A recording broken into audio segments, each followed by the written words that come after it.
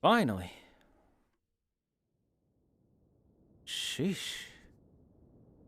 Oh, well, there we are. All right, before we continue, let's talk a little bit about some lore stuff, which I'm sure nobody's here for. But anyway, I want to point out that what Marika was doing and the fact that Malekith was quote unquote betrayed by Marika says to me that Marika did a lot of this stuff that's happened on purpose.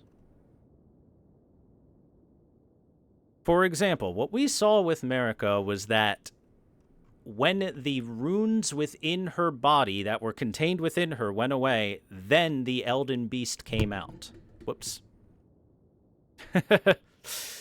um, which says to me that all the things that the Elden Beast was doing wasn't necessarily stuff that Marika couldn't do, right? And I want to point out that Marika hanging herself from a tree, looking downwards, and trying to gain insight into runes is not something that hasn't happened in mythology before. So let's talk about Marika in general, right? So we know that she was a Newman woman that became vessel for the greater will. We know that Marika and Radagon share one body, but are kind of two different people. And we know that at the very least, by the time that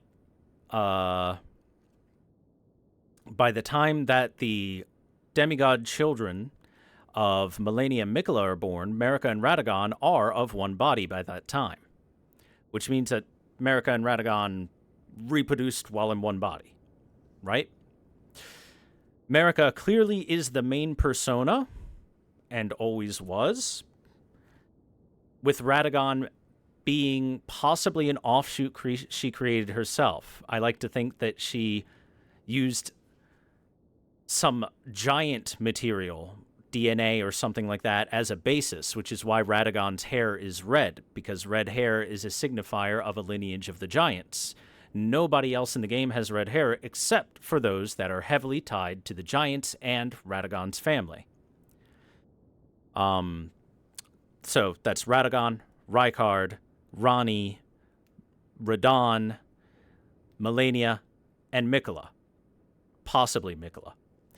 Only Radagon's lineage. So I like to personally think that Marika and Radagon were always one person, and that Marika possibly just created this offshoot of herself and embedded a piece of herself, that Radagon portion, and gave it its own autonomy, and then allowed it to go outwards and maybe even used it as a test for her ability to spread out herself or her own power in some way, shape, or form, right?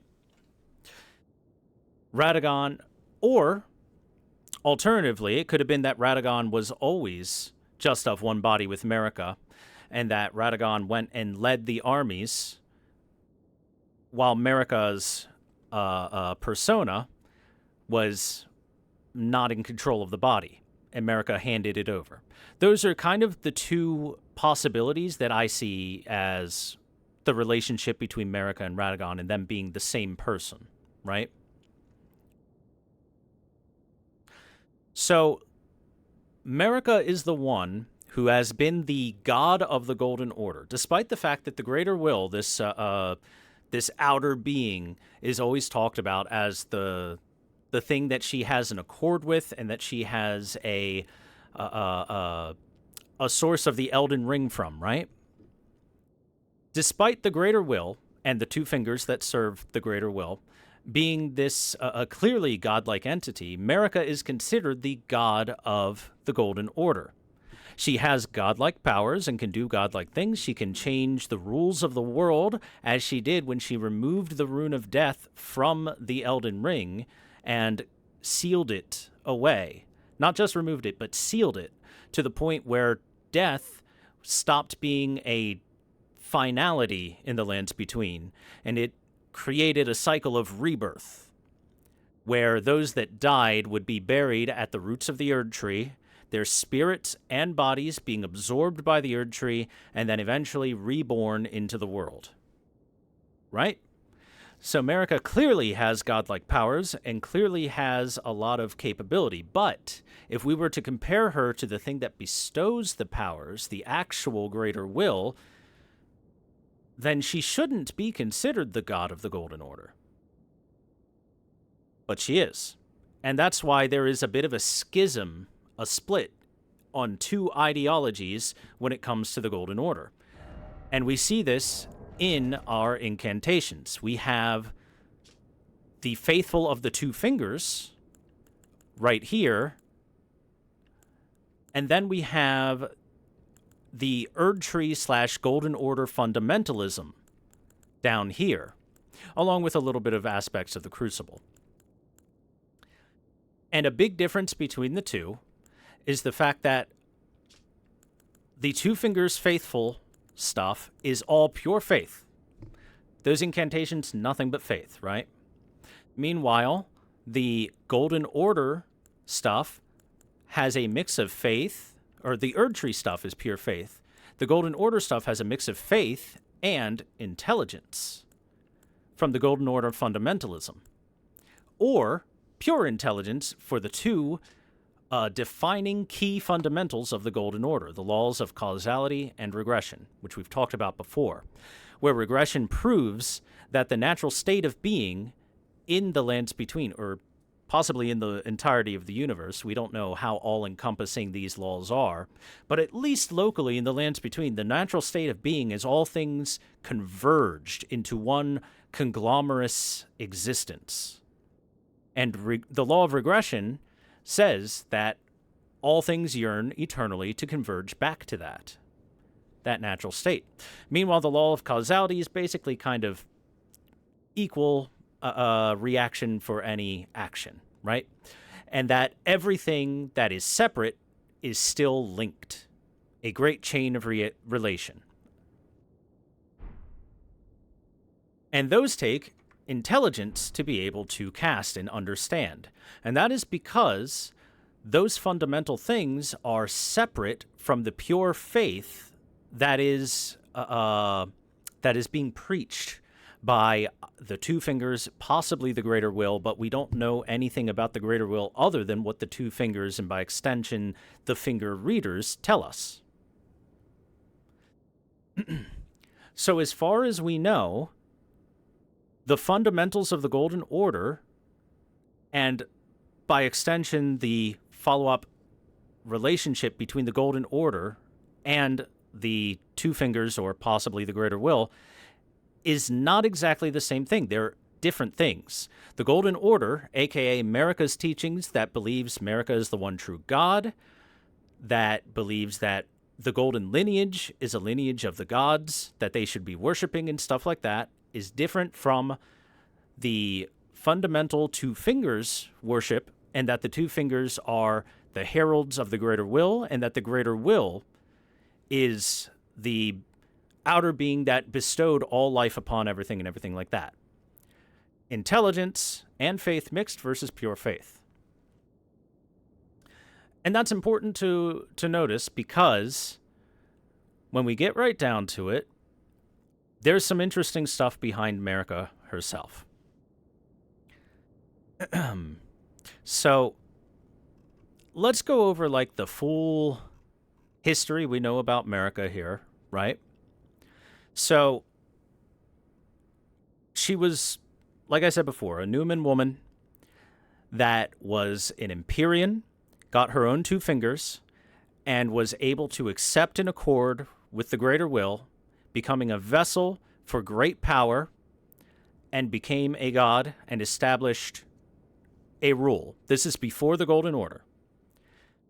During her reign, she removes the rune of death from the Elden Ring and seals it. She seals away death, beginning the Golden Order. The Golden Order is the cycle of rebirth under America. Eventually, she takes a consort, a king's consort, Horalu, who is then branded as Godfrey, as Lord, given Sarash to keep his bloodlust in check so he can act as a proper Lord.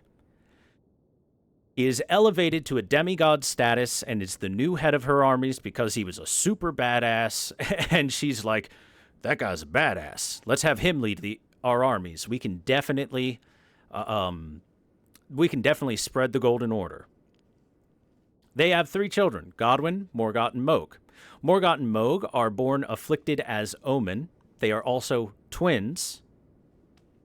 Meanwhile, Godwyn is born apparently pretty darn fine.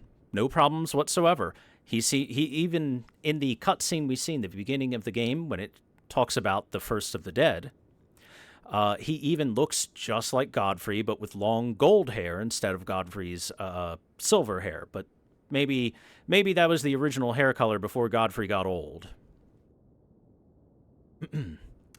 Eventually, Marika exiles Godfrey and the other Tarnished outside of the Lands Between. But why would she do that? This seems to be part of a plot that she's doing because she tells the Tarnished specifically, continue to fight, wage wars, and become stronger. And at one point in time, they will be called by the grace of gold to return to the Lands Between and brandish the Elden Ring.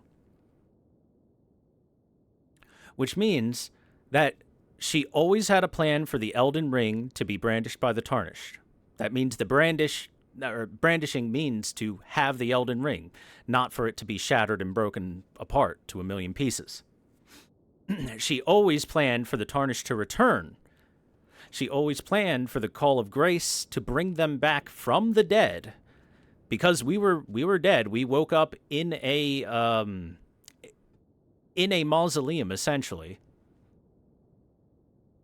buried under a church.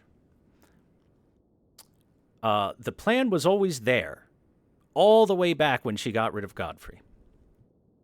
And why would she do that? Well, there's one possibility I like to think of. I'm going to pull up some dialogue that Melina gave us, words of Marika herself, right? Spoken echoes linger here, words of Queen Marika, who vanished long ago, right? So,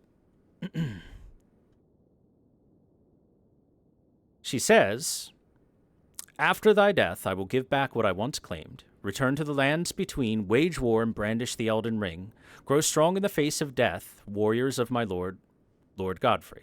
So that proves, like I said before, that she always had plans for her to, for the Tarnished to return.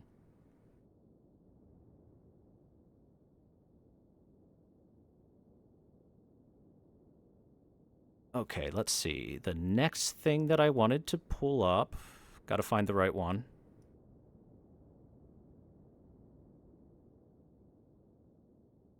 All right, here we go. Spoken echoes of Queen Marika linger here. In Marika's own words, I declare mine intent to search the depths of the Golden Order. Through understanding of the proper way, our faith, our grace is increased. Those blissful early days of blind belief are long past. My comrades, why must ye falter?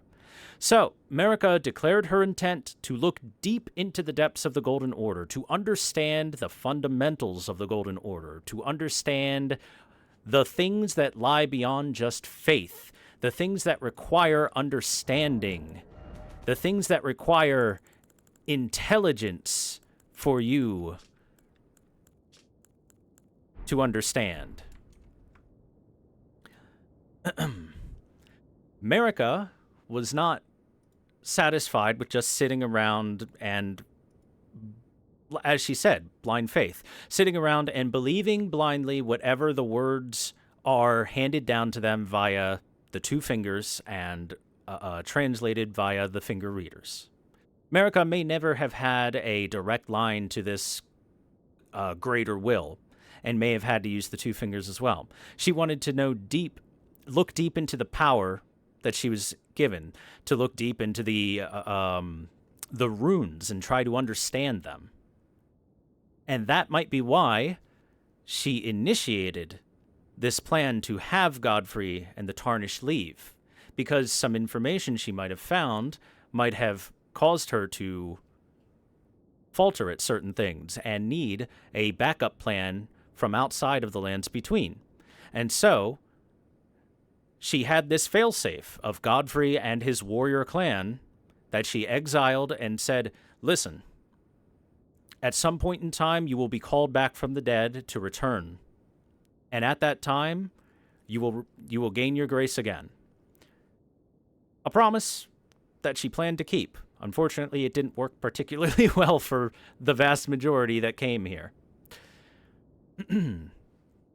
So, after Godfrey has led her armies in conquesting victory against the likes of the giants and the dragons and many other things,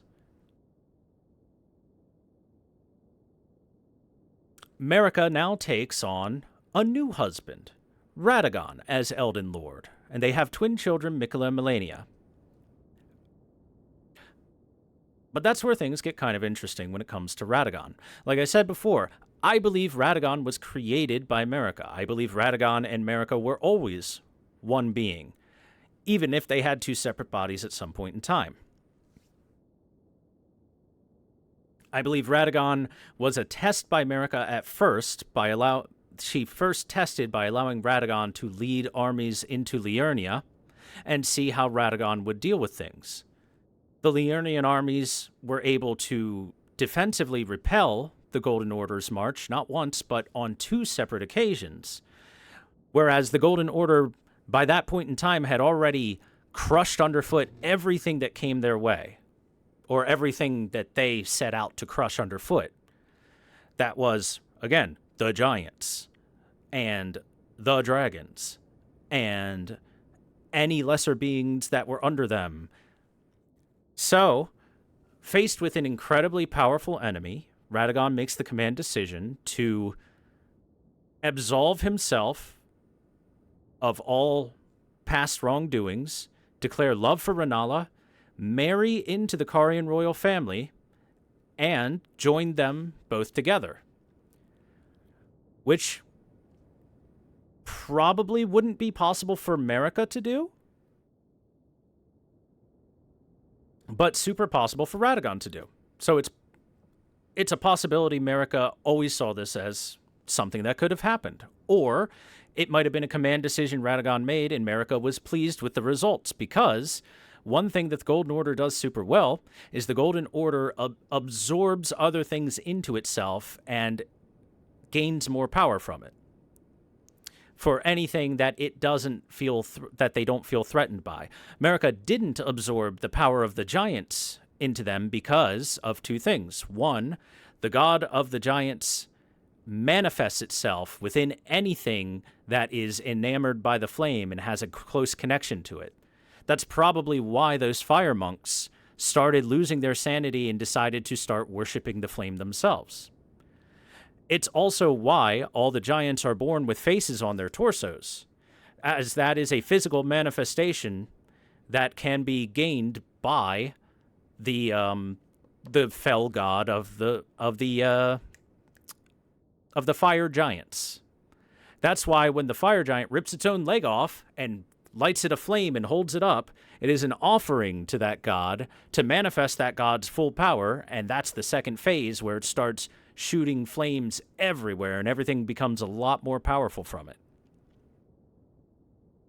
Marika didn't want to try and absorb that because one of the key tenets, or one of the key facets, I should say, of the Golden Order is the Erd Tree. A massive super tree coated in gold, which gives blessings upon everything. And what does fire do? This ruinous flame that will never go out, it has the possibility of burning it down. Marika saw that it always had the possibility of burning the Erd Tree down, which is why they stamped the giants out to the point of complete and total extinction, with the exception of just one guy left over to watch over the flame, to watch over it to prevent bad actors, you could say, from getting to it, right? And it said that it was a curse of Marika. If we take a look at the remembrance, yeah? Marked him with a curse, O trifling giant, mayest thou tend thy flame for eternity. Rather than it being a curse, this is more like just what Marika said he would do. If you are so enamored with the flame, you will stay there and you will watch over it for all eternity. You will not have the power to fight back. It is impossible for you. With all the rest of you gone, you can do no more.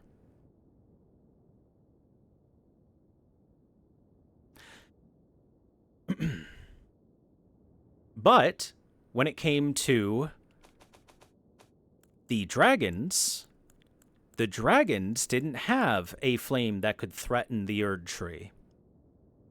The dragons didn't have some god of flame out there that's like, we could burn down your tree. Instead, the dragons had all these various elemental powers to them, especially lightning. And already, there were those within the Golden Order who had seen the power of dragons and thought that the power of dragons was something that the Golden Order should try and absorb and should make use of. The Sentinels had an epiphany after the great ancient dragon Grand Sex attacked. The only way to truly protect the Erd Tree was to become dragons themselves. Use the power of the dragons. And so, the power of dragons and dragon communion was absorbed by the Golden Order. They allowed it into it. Due to the fact that it wouldn't threaten anything that the Golden Order had, like the Erd Tree, and it would be a great way to strengthen themselves. On top of that, Godwyn made friends with Fortisax and proved that man and dragon could coexist without killing each other. The Lich Dragon Fortisax. So, the Golden Order, on top of absorbing that, once Radagon married into the Carian royal family and the House of Gold and the House of the Stars were joined, the Golden Order also began absorbing sorceries into itself. This is why we see sorceries being cast by higher level guards when we're in Leyndell. Not only do they do incantations, there are some that can do sorceries as well. That's why we see a mine of glintstone beneath Leyndell, because they found out that the power of glintstone is something that they should use, because it's strong.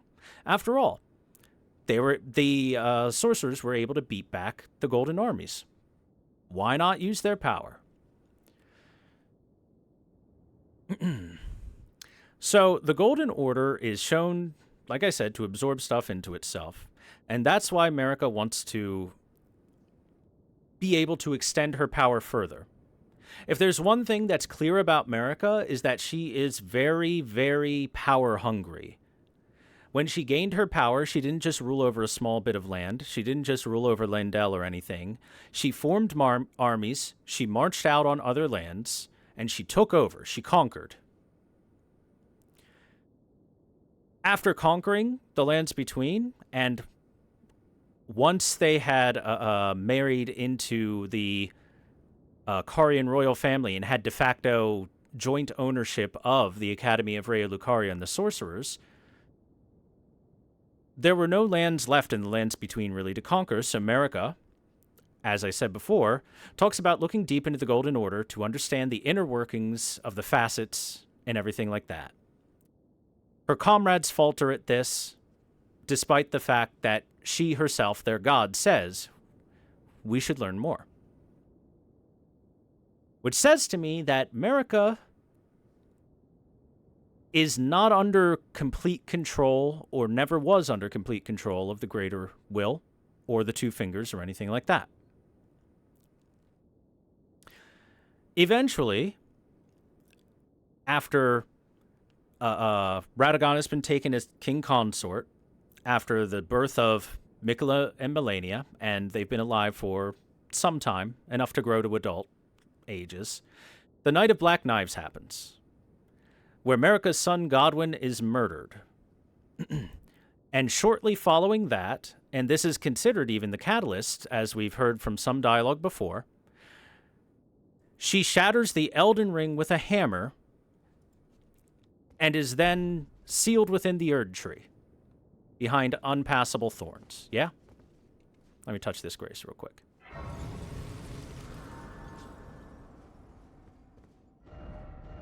And I do want to go to the Table of Lost Grace real quick.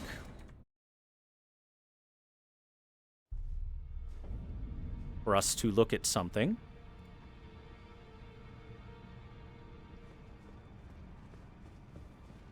And that is this finger crone here.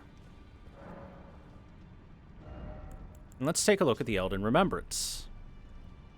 Remembrance of the Elden Beast hewn into the Erd Tree.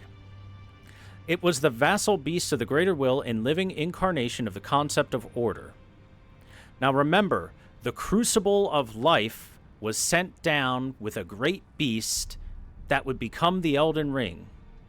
This is that great beast that was sent down by the greater will. It was sent straight into the crucible of life, where all life springs from, individualism and everything that separated the great conglomeration of energy that used to be everyone out into their own individual parts. The Elden Beast has existed much, much longer than Marika's Golden Order has. In fact, we even have an Elden Lord that existed that isn't human. Dragon Lord Placidusax is said to have been an Elden Lord in an age before the Erd Tree, which means that the Elden Ring was probably at some point in time in possession of dragons.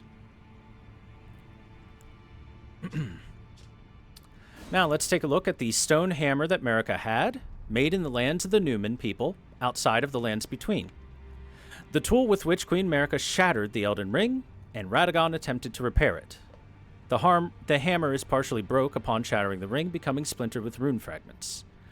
Unique skill Goldbreaker, leap high into the air while suspended in midair, imbue the rune shard with light before smashing it down hard into the ground.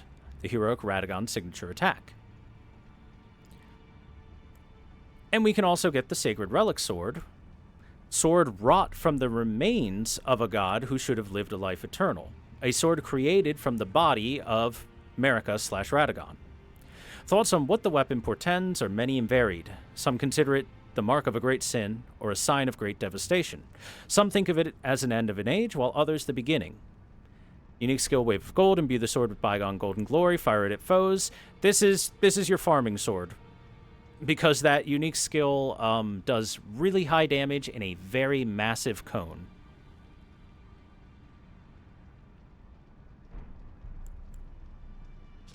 Again, I want to point out, the hammer that shattered the Elden Ring was just a stone hammer from the lands of Newman, the lands where Queen Marika was from. Pretty interesting. And then she was sealed away within the Erd Tree. However, it's hard to say how much of all these things that happened were plotted by Marika. Radagon is said to be loyal to the Golden Order, a hound of the Golden Order. That's one of Melania's dialogues, or Melena's dialogues that we get about Queen Marika. Spoken echoes of Queen Marika linger. In Marika's own words, O Radagon, leal hound of the Golden Order, thou art yet to become me, thou art yet to become a god. Let us be shattered both, mine other self. Which means she was planning on being shattered. She was planning on shattering the Elden Ring. That's spoken words at the Queen's bedchamber, by the way, that you get.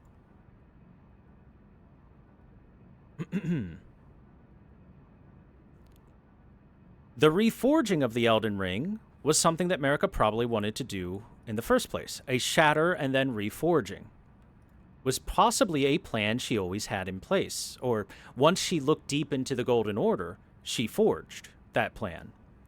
The Tarnished, given explicit orders to stay powerful and ready to be called upon once more for war.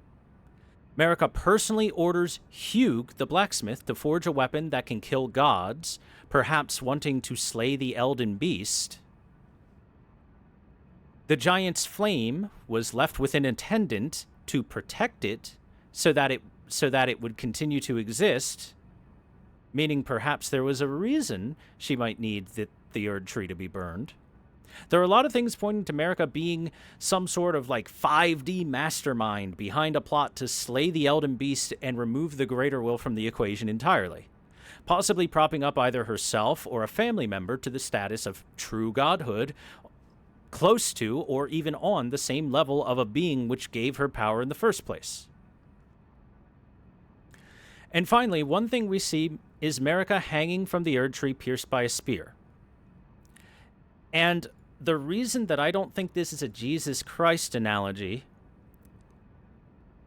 is because of the fact that runes are a very, very, very important and big thing in Elden Ring. Runes are the source of our power. In fact, runes are the source of everything in the lands between. Great runes make up the Elden Ring. Great runes make up the rules and laws of the universe within the lands between, possibly further. Without the Great Runes, and without the Elden Ring active, everything would go right back to a conglomeration of nothing, right? The Great Runes are what cause the separation of stuff. They're what explain these things. Yo, thanks for the raid, everyone. We're explaining lore. Thank you very much, Cora. Nice dumpy. All right. So because runes are such a big thing, because we've seen so many references not to Christianity here, but a lot more references to more Nordic things, like with the fire giants, like with runes and whatnot, I think Marika hanging from the Erd Tree, pierced by a spear, is an allegory to Odin's discovery of the runes. So I actually have that excerpt here, right? A reading from the Havamal, the words of Odin from the Poetic Edda.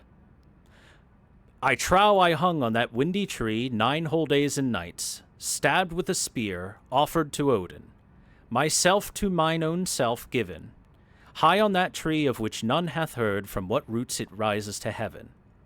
So for those that don't know, before I continue, this is Nordic mythology where Odin noticed that runes make up the power of the universe.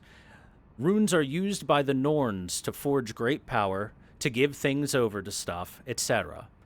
Odin wanted to understand the runes, and he knew that the only way to understand the runes is to give up something great, to give up oneself or a great portion of oneself, make a great sacrifice, and the runes would see you worthy of understanding them. So, for 9 days and nights, he hung from the tree, stabbed with his own spear that he stabbed into himself. Myself to mine own self given. High on that tree which none hath heard, from what roots it rises to heaven, hanging closer to the roots of it there, looking downwards.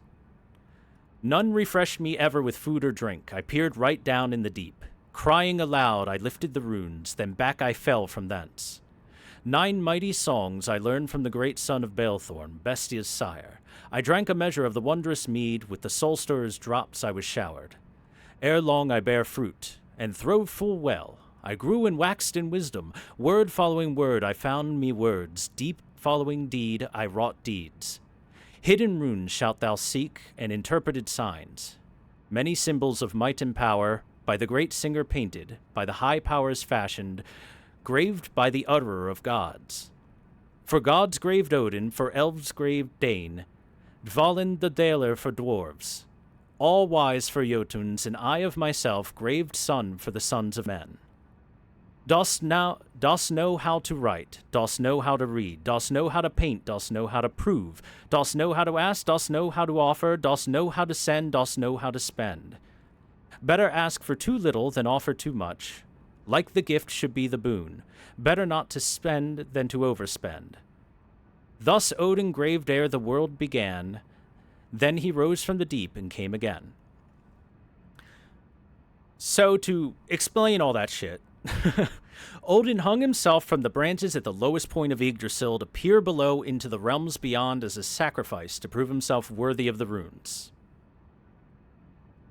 After 9 days and nights of hanging there, stabbed by his own spear, bleeding out, refusing any offerings of food, drink, or assistance, peering down into the deep darkness below the roots of Yggdrasil.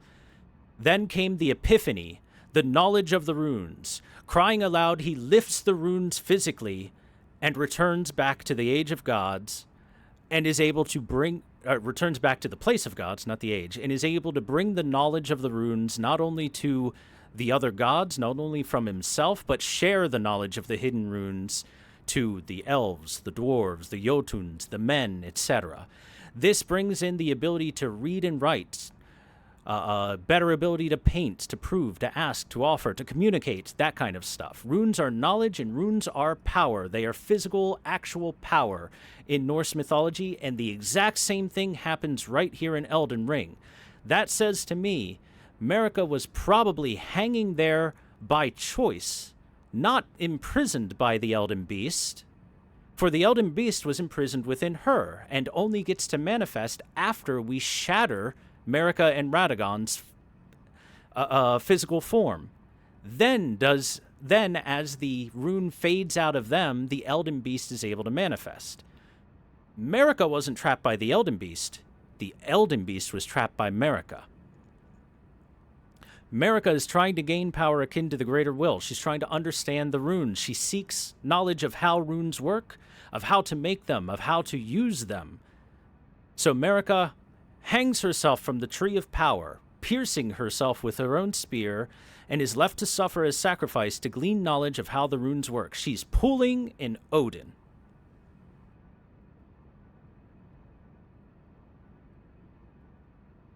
Marika learned a portion of this when looking deeper into the Golden Order, and once she learned a portion of it and had a thread to follow, she follows it. She shatters herself in Radagon. She shatters the Elden Ring. She imprisons herself within the tree while imprisoning the Elden Beast within herself, and looks deep for information on the runes. The reason that we can't enter here, and the reason for why those thorns are there, is not because the Elden Beast or the Erd Tree or anything is denying everyone. It's because Marika and Radagon, or both at the same time, are preventing others from entering until Marika feels she has gained the knowledge that she chooses. Or, alternatively, until someone comes along that has the power to slay the Elden Beast.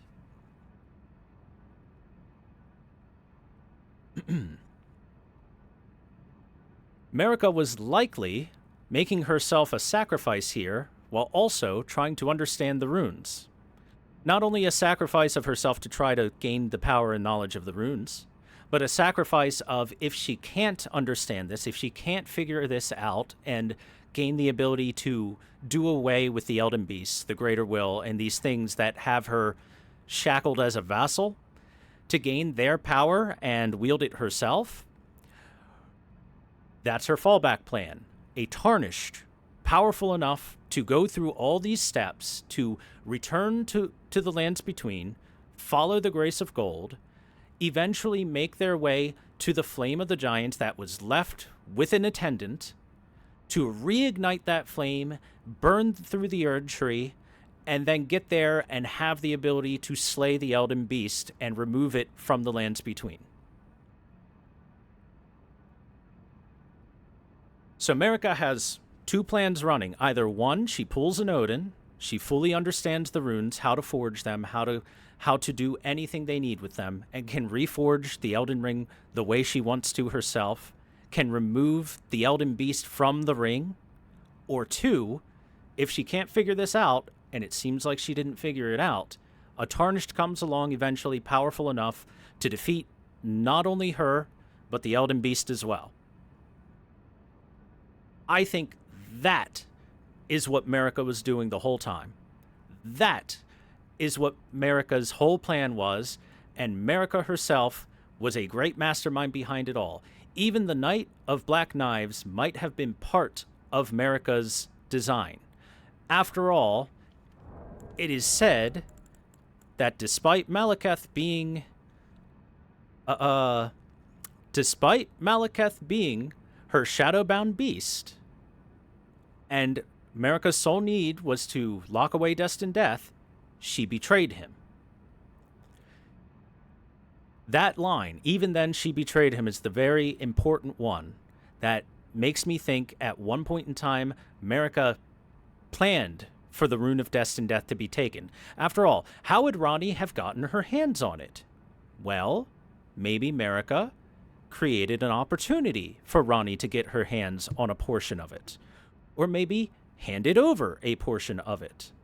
And then that set things into motion. So that's my theory about Marika. Marika's not pulling a Jesus Christ like that. She's pulling an Odin. Marika has had a 5D chess plan working in the background the whole time for hundreds upon hundreds of years, ever since she first banished the Tarnished from the lands between. She's had her machinations lay undetected for centuries. And there's so much little bits of evidence here and there that we see that, like I just went through, that does point towards it.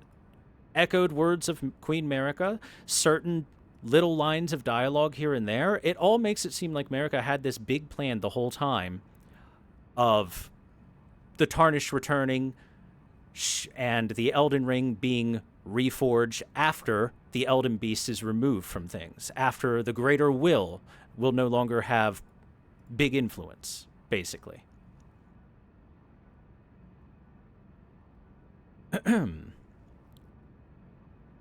So, that's my Marika theory.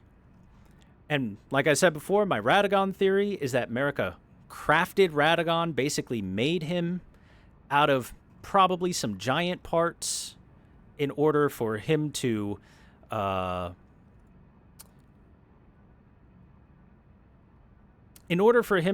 like a possible second body, and it was more of a test than anything to see if she could do this kind of thing.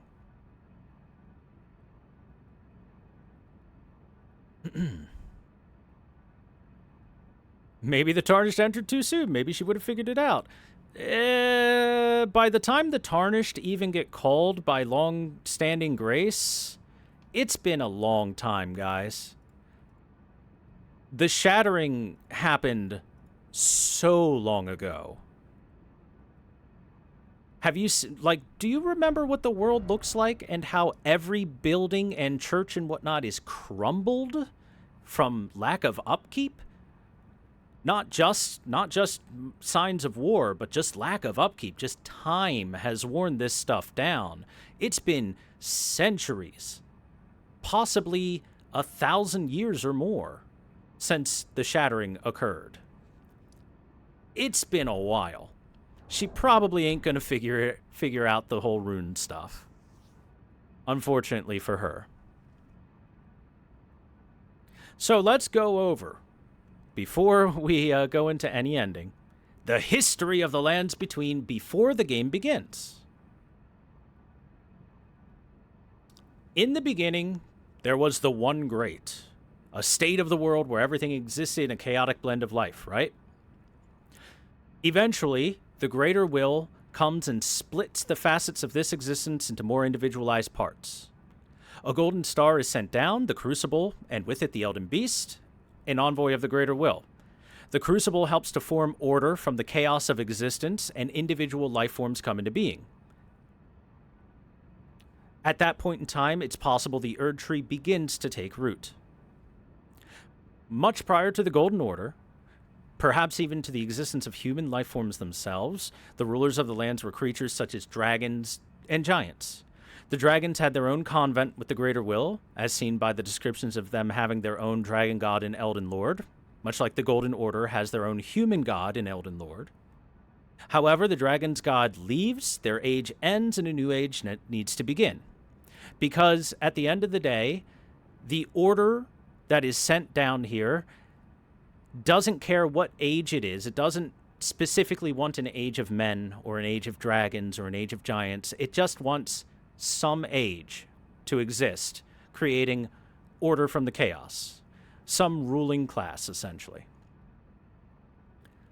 Now, it's hard to say when the next thing happened, but the Nox people of Nokron transgress against the Greater Will at some point in time. In defiance of the Greater Will, they craft the Fingerslayer Blade, which has the ability to harm the Greater Will and its envoys, the Two Fingers, and possibly even able to harm things beyond the Two Fingers, like the Elden Beast. They were crushed underfoot, in the most literal of senses, to the point where they were banished to live deep underground as punishment, and cuts them off from the night sky.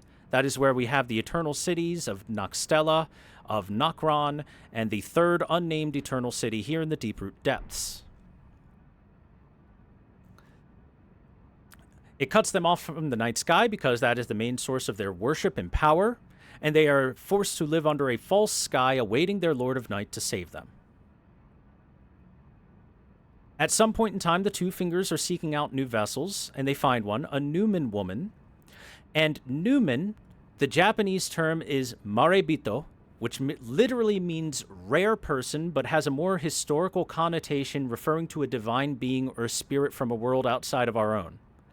The Numens are from a land outside of the lands between. So, a spirit from a world outside of our own. She is also an Empyrean, a Shinjin, a divine person, which is a fancy way of saying someone deemed worthy of godhood. And she attempts to take power. She is appointed Malekith, her shadow and half-brother, to protect her, and she forms an accord with the Greater Will. At this point in time, she is not the only person vying for power. Much like the Shattering, where there were multiple demigods fighting for power, there were others that had their own Two Fingers. The Gloam-Eyed Queen is another Empyrean who has her own Two Fingers to choose her. She has command over destined death and makes great use of it. She is leader of the Godskin Apostles, a group that has been around for a vast amount of time that hunts down gods, demigods, stuff like that, and creates skins out of them. However, she is defeated in battle by Malekith. The Rune of Death that she had some command over, at least a fraction of, is taken by Marika and then sealed away. And once it is sealed away, this establishes the Golden Order and strips the lands between the concept of death entirely, creating a cycle of rebirth. Marika, possibly in early conquests, meets with Horalu, the chieftain of the warriors of the Badlands, and then takes him on as her consort because he's a super badass strong guy. He is granted the name and title Godfrey the Elden Lord. In addition to this, he is given the Beast Regent Sarash to act as a calming drug, essentially, to keep his bloodlust in check, and to lead Marika's armies into battle. So, Marika is taking over the Altus Plateau at this point in time, and the vicinities close by. Meanwhile, as that's going on, Renala, through use of her dazzling magics and her main magics, given power through the full moon, takes control over the area of Liurnia and establishes the Carian royal family. She's appointed the new head of the Academy of Raya Lucaria, and she takes reign over the forces of many sorcerers. Reminder, the reason she's able to do this is because of the power bestowed upon her. Well, not only that, but she's very good at sorcery. But the powers bestowed upon her and gleaned from the full moon. And the way the full moon works is she manifests it around her body, fires it out as a homing missile against stuff, and any magic, except for maybe Azure's Kamehameha, gets completely absorbed by the lunar moon, the full moon, when she shoots it off. That is how she is able to easily dazzle all of the sorcerers of Raya Lucaria. No one else can repeat that particular spell, and it is a spell that just hard counters all the sorcerers, beats all the sorcerers. How are you going to win in a magic battle when her magic absorbs your magic? Simple. So, while that's going on, leading the armies of Marika, we have Godfrey invading the lands of the giants. During their conflict, Marika is said to have slain the giant's fell god, who was a wielder of fire magic. At that time, they were allied with the Knights of Zamal, with the Trolls, all going against the Giants. That being said, as we've seen with the Trolls, their torsos are carved out, there are brambles and roots inside of them, and a large tablet is inserted there, which means that the Trolls themselves may not have always been willing participants and may have even been kind of brainwashed by the Golden Order at some point in time to work for them. Because what used to be there as the Trolls or Lesser Giants was probably the face of the Giant.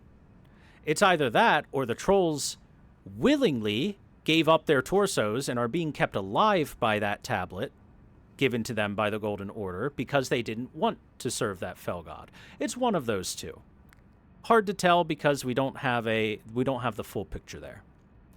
Anyway, the armies of the Golden Order are victorious in defeating the Giants. We saw the Mountain of the Giants. There's a lot of dead Giants up there.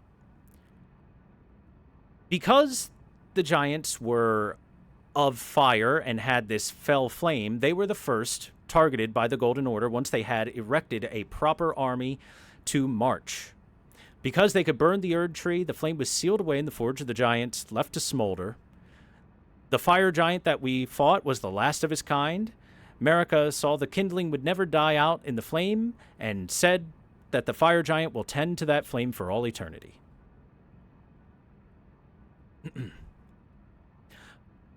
After the threat of the giants, there came the threat of the dragons, who previously had their own god and Elden Lord.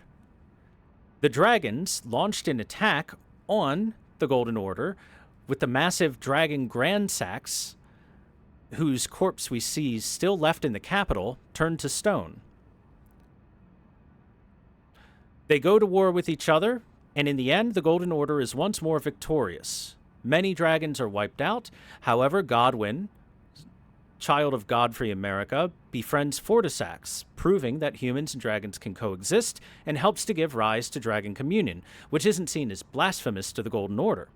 Draconic scales and red lightning begin to be harnessed by humans to protect the Erd Tree. Things like the Tree Sentinels, the Dragon Sentinels, start coming into being.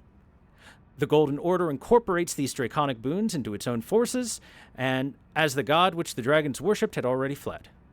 And the dragons are willing to cooperate, for some of them at least.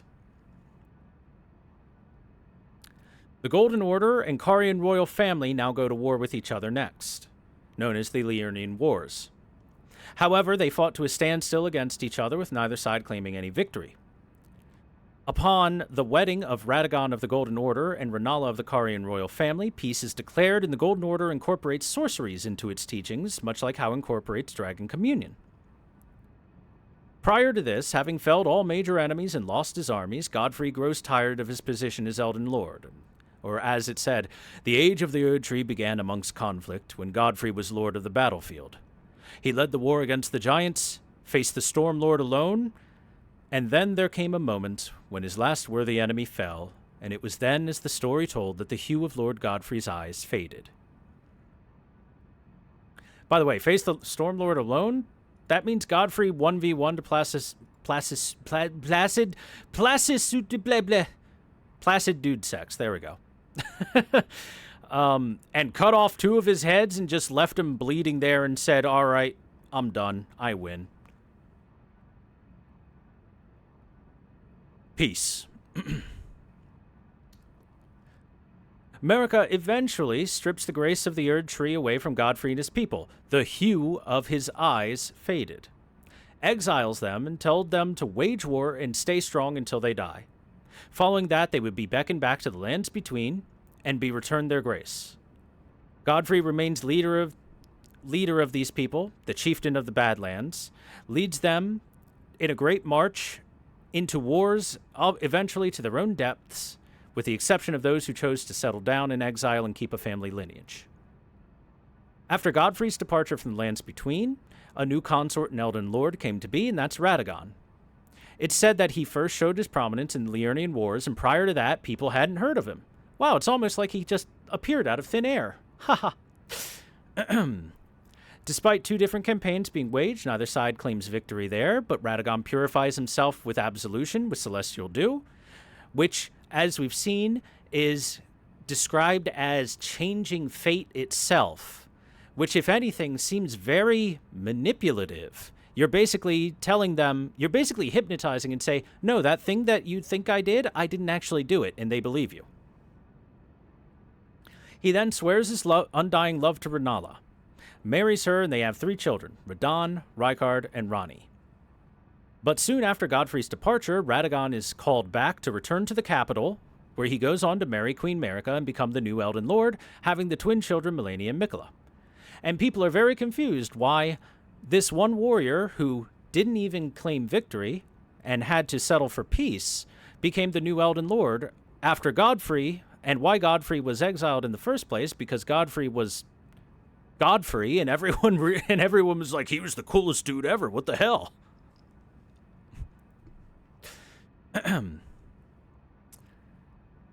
So, like I said, it's almost like Radagon appeared out of nowhere and suddenly returned to America the moment that things settled down. Crazy. Crazy coincidence, that. Anyway, Malenia and Miquella are now born. Miquella is at first an adherent to the Golden Order and wanted to heal his sister of the rot that infected her body more than anything. He even creates some Golden Order fundamentalist incantations in order to get closer with his father, Radagon, the Discus of Light, and the Triple Rings of Light, a gift from the young Miquella to his father, Radagon, and is trying to follow the adherents of the Golden Order and the tenets of it, and is probably asking the head honchos, Radagon and or Marika, hey, what can we do to help my sister who is blighted with rot? However, he comes to learn the Golden Order has no help for her. So he sets out to find his own answer. He researches into unalloyed gold and finds out that unalloyed gold, just pure gold, pure absolute gold, not alloyed, not mixed with other things, like how we see the Golden Order mixed with things like Dragon Communion and things like sorceries and stuff like that. But pure, unfettered gold has the ability to ward off the interference of outer gods, which is where the source of the rot is for Malenia. Beyond that, he sets out to create his own kingdom for those who are the downtrodden, the ones who are cast out, for those who cannot find help within the Golden Order or solace within it. He then starts crafting his own Erd tree, the Halig tree, in which to house himself, his sister, and all those who are outcasts. He feeds it his own blood, waters it with his own blood for it to grow strong, the blood of a demigod. I guess that makes it grow strong. I don't know. And cocoons himself inside of it in slumber and leaves his corporeal body. This seems to allow his body to begin aging. And the Halig tree seems to be working on solving their problems. The Halig tree combined with the unalloyed gold seems to be helping himself and his sister. It also allows him to visit the world of dreams, the Shadowlands, and to try to find a cure for his sister's rot while doing so, and to spread the word of the Halig tree.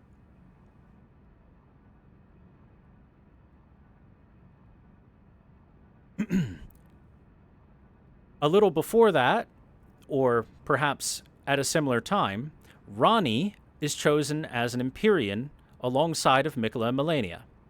However, she wants nothing to do with it. In an attempt to escape such a destiny as set forth by the likes of the Two Fingers, by the likes of the Greater Will, rather than trod a path that has been laid before her, she wants to do something herself. So she sets forth a plan to divest herself of this fate. She somehow steals a portion of the Rune of Death. Wow, really big coincidence that she somehow did that, huh? From Malekith, and then uses it to create black knives for her ritual. She enlists the help of Numen assassins who had close ties to Marika herself to carry out her plot. One evening, they break in, they capture Godwyn, they carve half a Rune of Death into Godwyn's body, killing the soul, while the body lives on, and the other half of the rune of death is carved into Rani's body, killing her flesh while her soul lives on. As Godwyn's body lives on, and he is not truly alive anymore, he is alive in death, in a state of limbo. He is buried beneath the Erd tree thought to be dead, but the infection of death in his body, and the fact that he's not truly dead, starts seeping into the roots of the Erd tree. This causes Deathroot to start blooming throughout the lands between. Deathroot causes life in death, skeletons, zombies, and whatnot, to start cropping up in places. It's seen as a great blasphemy to the Golden Order. It's seen as a blasphemy because it is outside of the rules of how death is supposed to work. This is not the true reincarnation and rebirth cycle that had been set up with the Golden Order.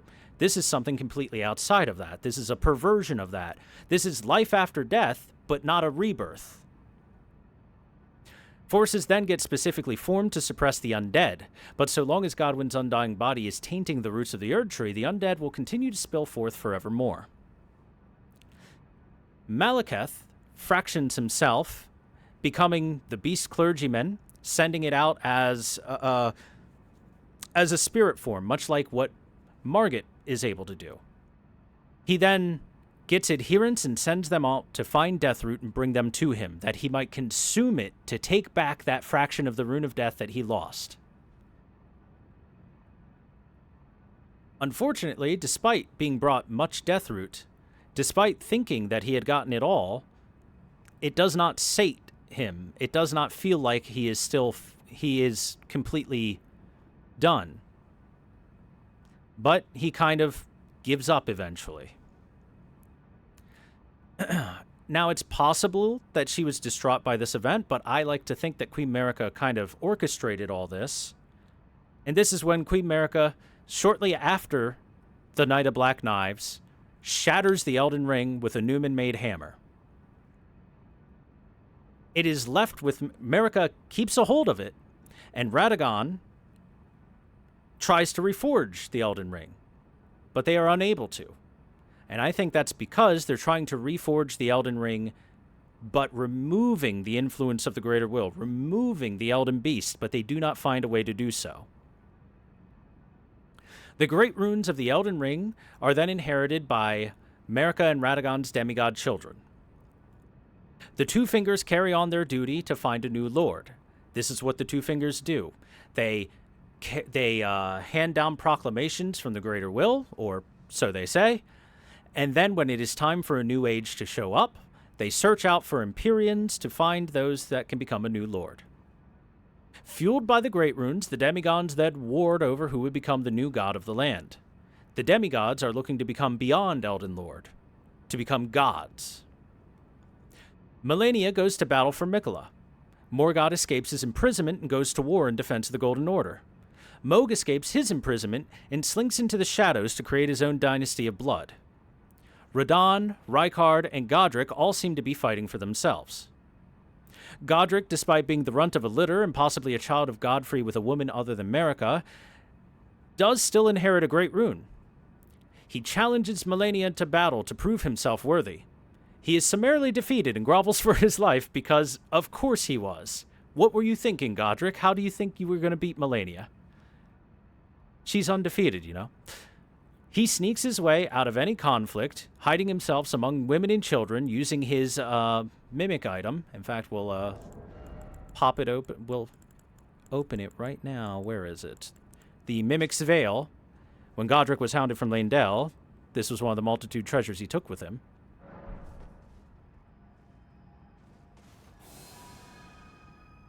I'm a statue. Oh, I'm a lore statue. This is perfect. Wonderful. We have a book. Lore statue. Sorry. So, Godric sneaks his way out of any conflict, eventually goes into the realm of grafting pieces of other warriors and creatures to his body to try and make himself stronger. His own power was not enough. He'll do what the Golden Order does and absorb things into himself until it is enough. Radahn makes an attack on Leyndell, but is repelled by Morgott and his forces, as seen by one of our as seen by one of the cutscene stills of Morgott leaping onto Radahn and plunging his sword into him. Eventually, Radahn meets Malenia on the field of battle in Caelid, the Battle of Aeonia. It is the most disastrous of the shattering conflicts. Malenia leading a contingent of Clean Rot Knights engage against Radahn, leading a contingent of the Redmane Knights in Caelid. The battle is relatively evenly matched on both sides, but Malenia is driven to a corner. She eventually leaps onto Radahn, plunging her blade not only through him, but through herself as well, creating a conduit between the two, and lets go of control over her rot. The rot blooms into a massive flower, coating the entire area in rot, irrevocably damaging not only Radahn, but the area of Caelid where they fought. That area of Caelid is still completely drenched in a lake of rot and unhealed. That rot eventually spreads throughout all of Caelid, where they have to start erecting stone walls and light them aflame to try and burn away the rot and prevent the spread. But it's not particularly effective. The rot has awakened. The goddess of rot now lives. Malenia soon loses consciousness after the sudden explosion of power, and is carried back to the Halig Tree by Clean Rot Knight Finlay, where she awaits Miquella's orders, possibly at the time unaware that Miquella is no longer there. Radahn is left with his mind shattered as the rot eats away at him from the inside out, and left to wander Caelid's beaches, attacking anything that comes his way and devouring corpses of his former allies. His body is somehow still able to continue fighting off the full effects of the rot, leaving him in a very pitiable state. Powerful, but weakened. Rykard leads an army upon Leyndell in an attempt to become the new lord, but is repelled by the forces led by Morgott, determined to protect the Golden Order. Rykard then throws away his humanity and offers his body and Great Rune to a great snake found deep within the volcano of Mount Gelmir, growing tremendously and becoming a god-devouring beast.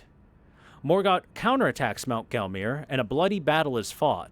It ends with the Volcano Manor still standing and both sides' armies being scattered.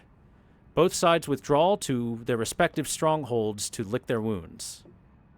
During these conflicts, while everyone's out there warring, in the shadows, Mohg sneaks to the Halig Tree through to a teleporter waypoint, absconds with the cocooned body of Miquella. Determined to create a new god and become a consort himself, Mohg is satisfied with not being a full god but a consort. He spends his time trying to wake Miquella and having his followers make offerings of blood to the formless mother that he worships, hoping that this will be enough to allow the Empyrean that he knows about, the weakest Empyrean in his eyes at least, to awaken and become a true god, a god of blood, a vassal of the formless mother. All sides of the demigods had fought to a standstill. The shattering saw no forward momentum. Various gods are left sequestered, cloistered in their own strongholds, trying to muster more might over time, but as time marches on, people, creatures, things begin to wither, begin to hollow out, begin to lose their luster, because time continues to wear on them. Only the demigods are able to keep themselves from wearing too far down, at least the ones that weren't horribly wounded by the wars of the Shattering. After enough time has passed, after the standstill had gone on and stagnation had lasted long enough, the call of grace is extended to the Tarnished just as Marika said it would be. The Tarnished are given the guidance of grace, and former great warriors and champions are awakened from death to attempt to become Elden Lord. And that's everything that happens. That's my understanding of the history of the Lands Between before the game begins.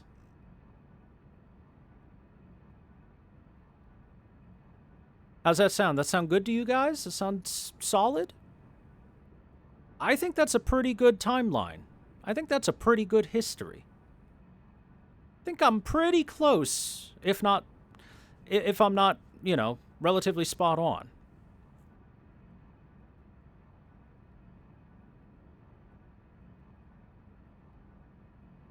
One question, Mr. Professor. Where does Melina come from, and what is her role in all this?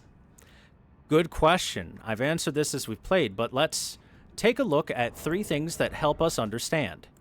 They are the Aeonian butterfly, the nascent butterfly, and the smoldering butterfly. A butterfly of Aeonia with withered scarlet wings. According to myth, these butterflies were once the wings of the goddess of Rot herself. This is clearly linked to Melania. The nascent butterfly, an arcane butterfly with translucent wings. It appears as if it has just emerged from its cocoon for its entire life. It always looks young. It is clearly linked to Mikola. And then we have the third butterfly. An eternally burning butterfly serves as kindling.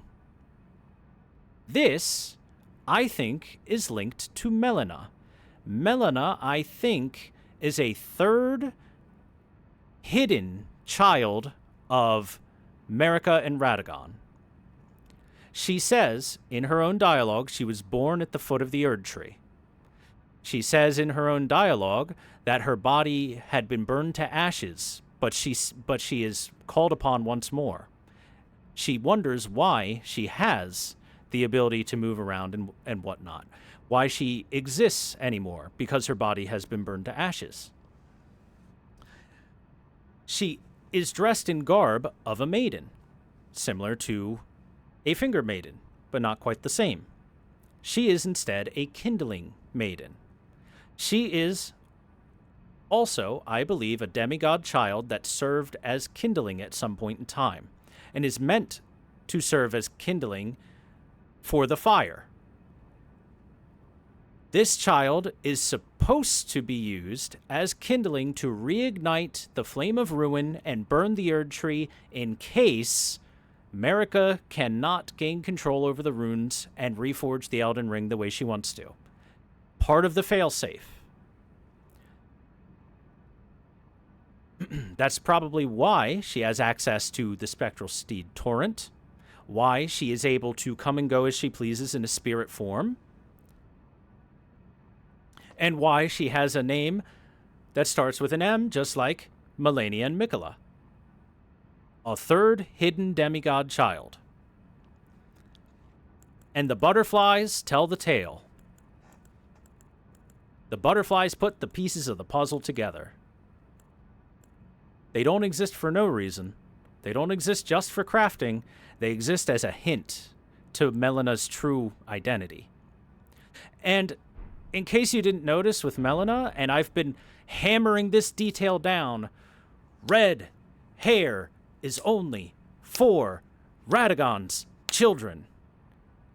Melina's hair? Not bright red.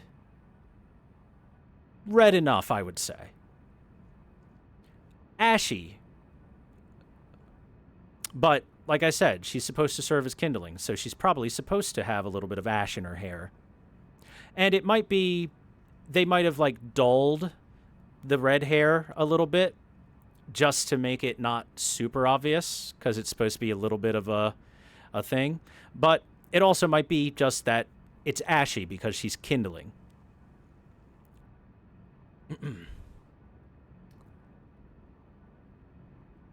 These puzzle pieces fit together pretty well, I'd say.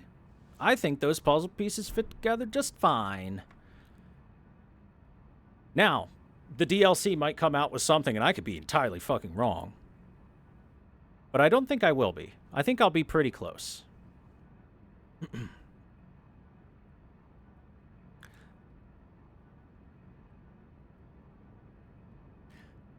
Now, let's do a quick recap of the Outer Gods that we know about, since we've been talking about them as well. We're just recapping a bunch of lore that we've gone over, right? So, Outer Gods are beings from across the Sea of Stars. They're aliens with great powers or technology that is so great that it just seems like super magic, right? Typically, they're shown as high-class entities with power over some fundamental forces of the universe. They may even exist on a higher plane of existence beyond things that we can possibly contact, which is why they need envoys and vessels to carry their messages. We've got the Formless Mother, for example, aka the Mother of Truth, an outer god strongly linked with blood. Mohg worships her, trying to use her powers to elevate Mikla to a status of godhood, where Mohg would reign as consort. She's a god prayed to for blood incantations. Mohg's blood incantations are literally supposed to be him ripping through the veil and clawing through her flesh and then throwing the blood of the Formless Mother, the burning blood, at those that he fights. That's one. We've got the Greater Will. This is the entity that has the most influence and control over the lands between. It's never referred to as an outer god, but it's pretty heavily hinted at. This entity brought order to the lands between, desires order to exist, but doesn't have a specific order that it favors. Multiple different orders through the ages have seemingly been blessed by the Greater Will before. After all, there was an Elden Lord of the Dragons and a God of the Dragons that might have been linked with the Greater Will. The Greater Will sent down the Elden Beast to the lands between to act as bearer of its power, which takes the form of the Elden Ring when a suitable vessel, such as Marika, is found. It uses vessels just like any other outer god, like we'll explain with all of them. It supposedly uses the two fingers to communicate with those in the lands between, who are then interpreted by finger maidens. However, there are hints, of course, that the two fingers and even the Greater Will itself have deteriorated over time, that they aren't in contact anymore, because the fingers back at the round table, the finger maiden said that thousands or tens of thousands of moons could pass before the Greater Will contacts the fingers again, which means the last time fingers sat there to contact the Greater Will, it took centuries, possibly. Decades, centuries, maybe a millennia. The Greater Will is no longer actually interfering in the lands between. It sent down its stuff. It shot its seed into the lands between and left, like the absentee father that it is. The next outer god we have is the Sealed God of Scarlet Rot, a deity that, according to the Flowed Curved Sword and Blue Dancer Charm descriptions, was sealed away in the Lake of Rot area, more than likely. At least that's why it's a giant lake of rot, I would say, is because it's got the body of a dead outer god under there. Or perhaps a dead vassal of an outer god, much like Melania should be vassal to this outer god of rot, that upon their body dying just left rot everywhere. Followers of the rot, like Gowry, consider it to represent an order of sorts, specifically a cycle of decay and rebirth. So, different god, different order, still in order. It might be that the Greater Will is a greater outer god, and the rest might be lesser outer gods, with the exception of this one, the Frenzied Flame, an entity that desires to burn everything away and return all to one. Hints that life as we know it was once much different, that all there is that exists is fractured, and that there was once a single whole. Then we've got other possible outer gods, like the god of the Twin Birds, that has some relationship with death. Deathbirds are seen as envoys of this outer god, and according to the description for the explosive ghost flame, they were in the lands between long before the outer will and the Greater Will, and the Erd Tree ever showed up. Or long before the Erd Tree ever showed up, I should say, the Golden Order. There are the Full and Dark Moons, which may not be outer gods, but they are personified as entities. They function similar to outer gods. They have vassals like Renala for the full moon, Rani for the dark moon. And if Rani is at all influenced by the desires of this entity, its main desire is to expel other outer god influence from the lands between and prevent them from meddling in the affairs of those who live there. There is the Serpent God, which may not have been an outer god, but basically the thing that Rykard found under Mount Gelmir, which strives to eat and grow, devouring the powers of others and eventually devouring the world and moving on and devouring other stars. That's why I consider it possibly an outer god, a devourer of everything. There is the Blood Star, which is associated with aberrant sorceries, the Briars of Punishment and Briars of Sin sorceries, the only two Briars. It has a relation to blood, much like the Formless Mother, but because it doesn't have scaling with Arcane, it might be something different. It might be something else related to blood, or it could be some bastardization of the Formless Mother. It's really hard to say. It's mostly speculation because there's only 2 fucking items in the whole game that really talk about the Blood Star. The Briars of Punishment and Briars of Sin sorceries. There's the Fell God of Flame, a god of flame worshipped by the fire giants, and the fire monks eventually come to worship it. According to the one-eyed shield that we got, Queen Marika was said to have slain this god, but considering incantations still work, it seems that the outer god probably still exists, and instead it was a vassal that was slain, because everything that we see on the lands between are vassals and not the actual gods, with perhaps the one exception being the great serpent that Rykard offered himself to. There's the ancient dragon god that may not have been an outer god, but may have instead been a vassal of the greater will. This one's kind of a 50-50. We're going to say it's probably just a vassal of the greater will.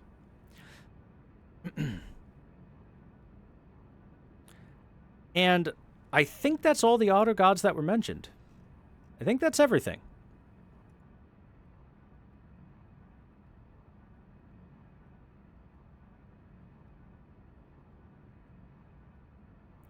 Unless, of course, the Gloam-Eyed Queen might have been a vassal for a separate outer god of death that isn't the twin birds. Hence her how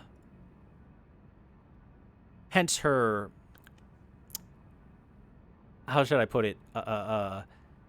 Ability to use black flames to their fullest potential. And that she is directly related with Destined Death. She might have been a personified form of Destined Death, even. Kind of hard to get a full grip on that one. It's very, very vague. Did Marika plant the Erd Tree, or is it older than her? I think it's older than her. I think that the Erd Tree has existed since time immemorial, but the Erd Tree changed when the Golden Order was established with Marika. For example, you will notice that the roots of the Erd Tree on the insides and whatnot are not themselves golden. But all that is outside of the Erd Tree is golden. The Golden Order changed the Erd Tree. Or the Erd Tree is used maybe as a focus from the Golden Order.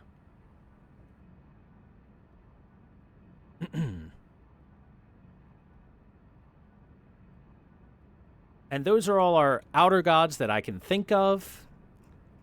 I don't think they ever mention any other possible outer gods. Again, the Gloam-Eyed Queen and the Ancient Dragon Gods, those two are big stretches that I think might not be separate things, but it's vague enough you could argue it. There was a primeval tree too, wasn't there? You can see its remains underground. Well, that's the thing. That might have been the Erd Tree before the Erd Tree. Remember, we've been shown, because the dragons had their own Elden Lord and their own dragon god, things come and go in cycles of ages. There might have been a great tree before the Erd Tree, and the Erd Tree might have sprouted from the remains or the seeds of that great tree and become the new great tree. And now the Erd Tree is shedding off golden seeds, which was thought to be impossible for the thousands or however many years that that Queen Marika reigned over the Golden Order. because they thought the Erd Tree was forever. Because for as long as they've been around, the Erd Tree's been around forever. The minor Erd Trees are sprouts of golden seeds growing.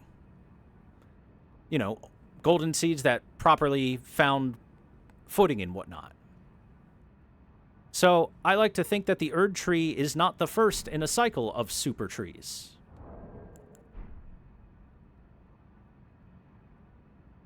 I think that more than likely, the Erd Tree is, I don't know, number 2, 3, something like that. The only other age we know of is the age when the dragons had their own Elden Lord. So there was probably a different great tree at that time. And when that age was coming to an end, that tree that was related with that age probably shot out its own golden seeds. And then a new Erd Tree started growing. And it probably grows pretty quick because, you know, magic tree bullshit. And this one, nurtured with the power of gold, grows strong and huge. Its original roots are different. It's not always a golden order that the tree was, but because it was nurtured through the age of gold, it grew to be golden.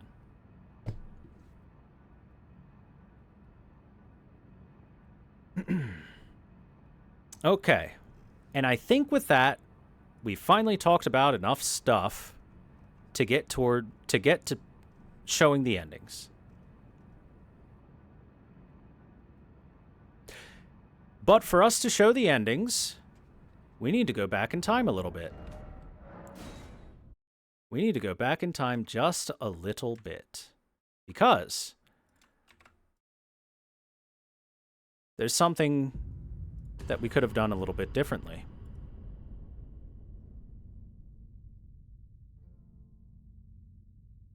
And this is something I set up before.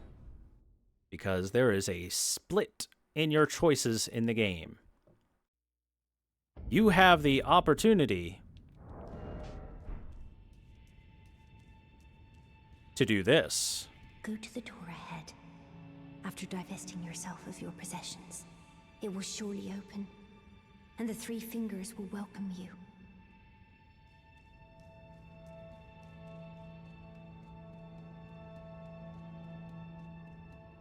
We're naked. Let's open that door.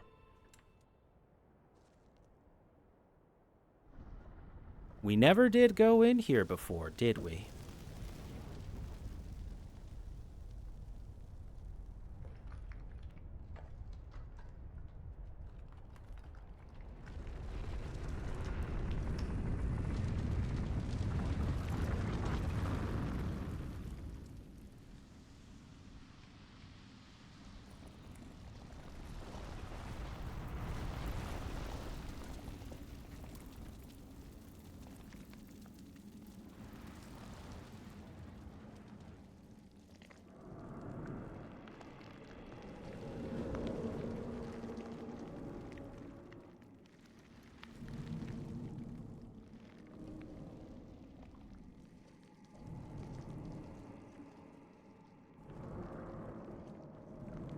Three fingers.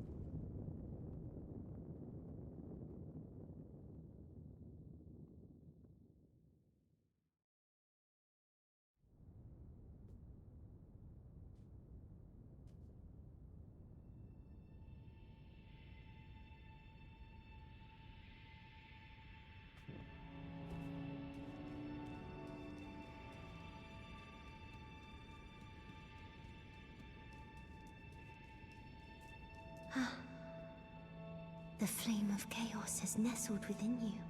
Could you please rest your hand upon me? Burn me with the flame to make me your maiden. touch Hyetta.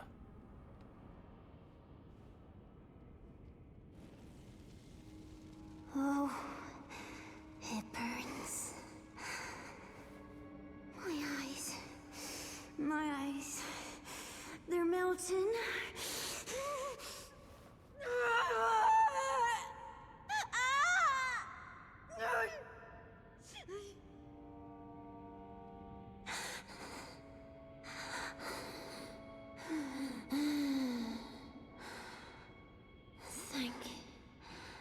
Thank you. I have touched them. The words of the three fingers. As your maiden, allow me to divine them. All that there is came from the one great. Then came fractures, and births, and souls. But the greater will made a mistake. Torment, despair, affliction, every sin, every curse, every one born of the mistake. And so, what was borrowed must be returned, melted all away with the yellow chaos flame, until all is one again. Those who gave me grace howled without words, saying they wished they were never born. Become their lord, take their torment, despair, their affliction, every sin, every curse, and melt it all away. As the Lord of Chaos, no more fractures, no more birth.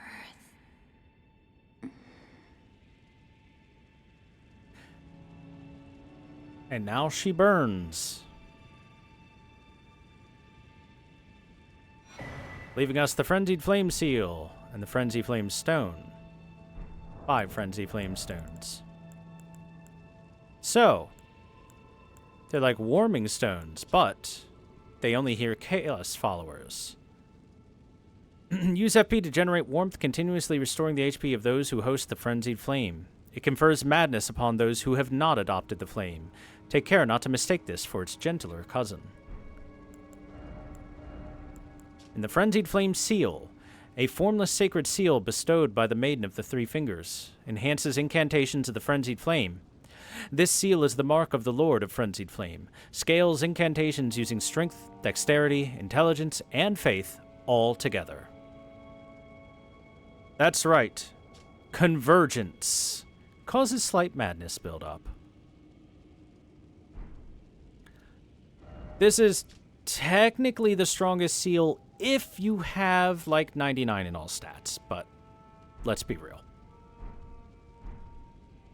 So let's talk about a couple things here. First off, we, unlike our predecessor of the Frenzied Flame,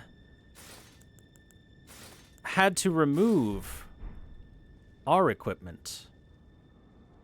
Our predecessor, on the other hand, wore their armor and had their armor grabbed by the Three Fingers. On top of that, after the Three Fingers grabbed us, it faded away completely, likely giving all vestiges of its power into our body. And this comes up to a different theory I have about what happened with Vike. I think Vike was powerful enough to become Elden Lord. I think Vike probably was powerful enough to rekindle the Giant's Flame and become Chaos Lord, or work towards it. But the transfer of the flame was incomplete. The transfer of the flame was muddled by his armor, was muddled by the Three Fingers not giving away everything, only giving away part of themselves, part of the flame. Which is why we go in naked, and the Three Fingers dissipate entirely after they give us the power. And you can see our eyes glowing, not with gold, but with yellow flame.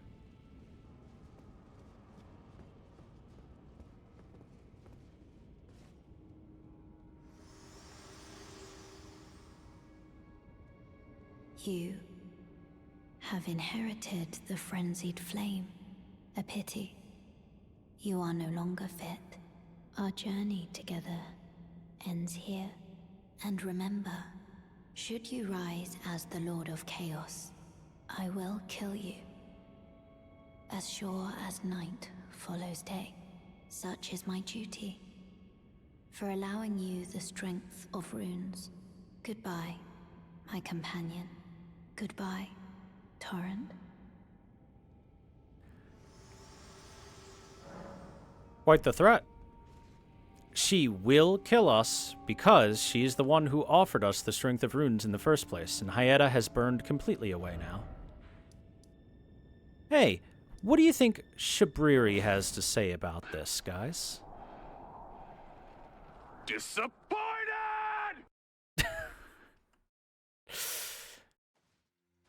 What do you think Shabriri has to say about... Oh, nothing?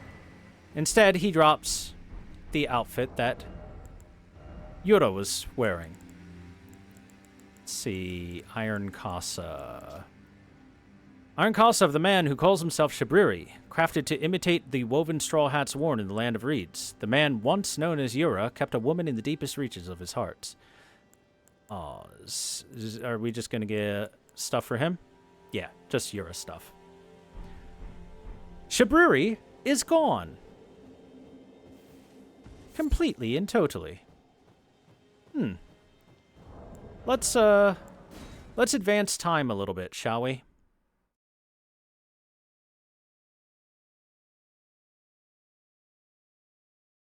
Let's move forward in time.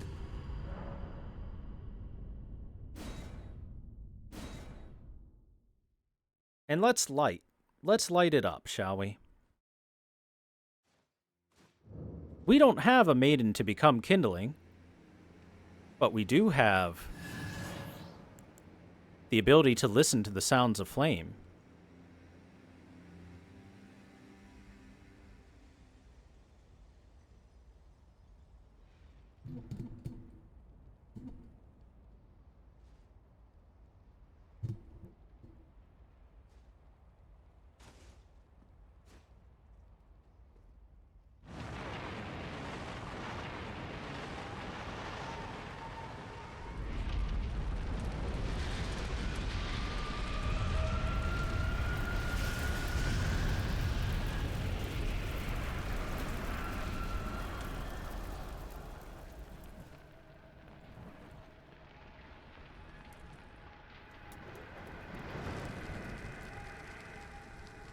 This is what I think Vike couldn't do.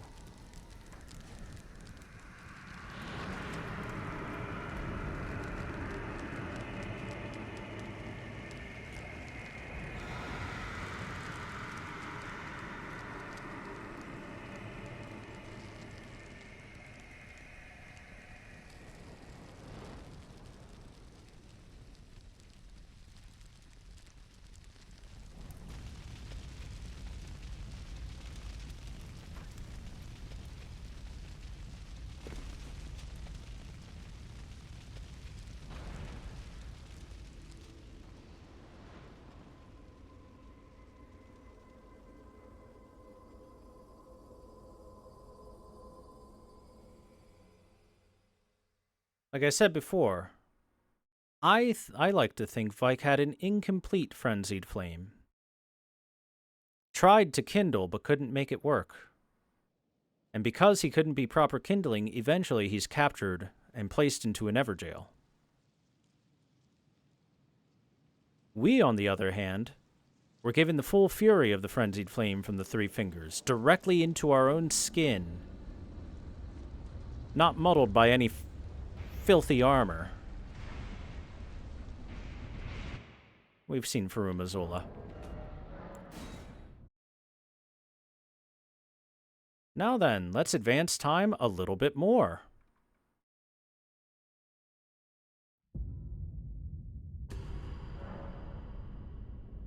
By which I mean, let's advance time to the end.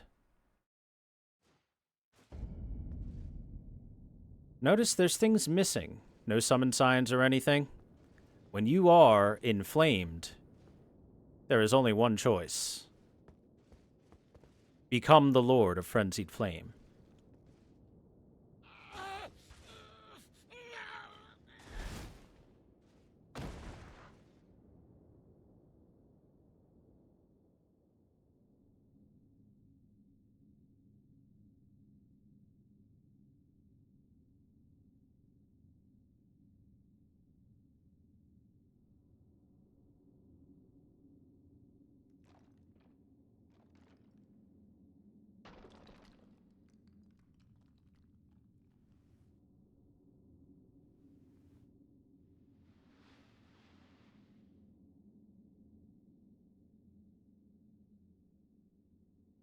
I love how this is framed.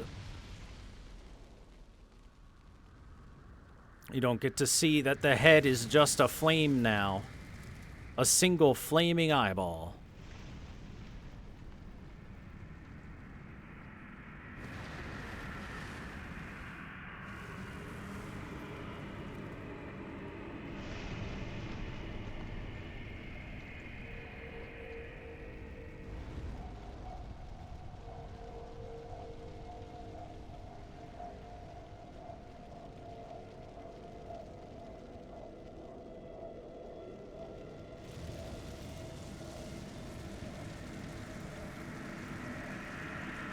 Let chaos take the world!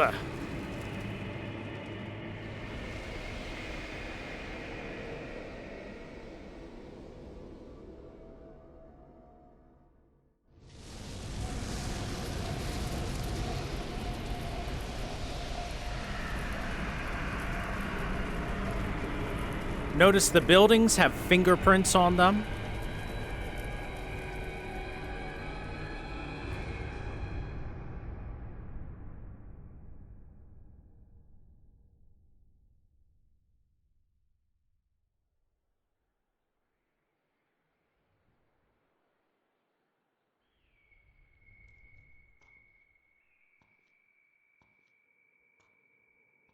Her hair is blackened.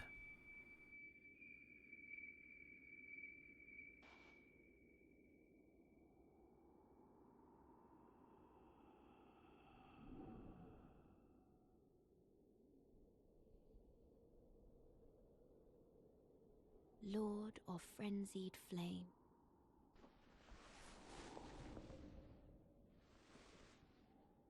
I will seek you as far as you may travel.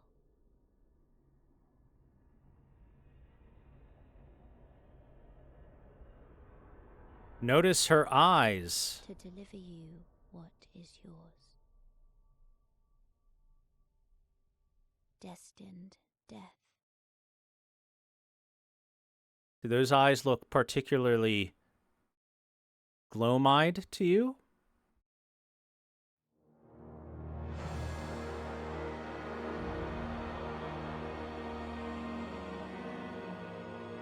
Yes, I do believe those were some gloomy eyes, weren't they? The glow-eyed queen, reborn as Melina.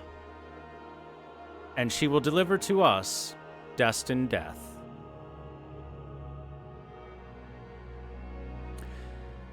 So that, everybody, is... That, everyone, is the Frenzied Flame ending. The ending that is supposed to be convergence, regression, whatever you want to call it. A returning to one by burning everything until it becomes an amalgamation. Till it all burns together down to the same cinders. It is the end of all life. The removal of individuality and separation, the removal of birth, all that. Literally, it is the apocalyptic finality of everything. Unless, of course, Melina is able to succeed, or she's probably not Melina anymore. At that point in time, she's probably the Glow-eyed Queen, because her hair is now black, her eyes are different, she's able to open both eyes, the second eye opening, one eye is glow-eyed, the other eye is glowing.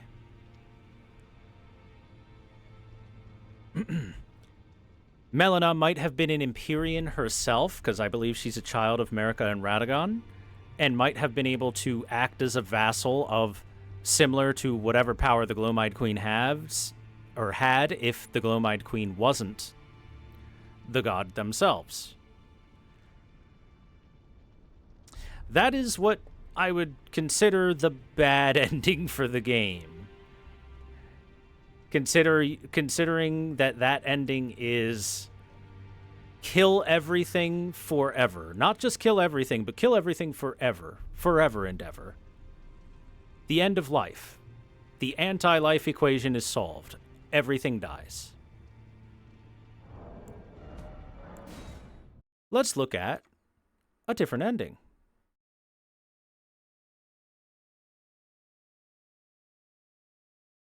Whoops. You guys didn't need to see that. Haha. You guys didn't need to see that, me reloading something. Okay, so our choices, without that, without burning everything down, are to either touch the Fractured Marika or summon Ronnie. Let's touch the Fractured Marika. Let's mend the Elden Ring.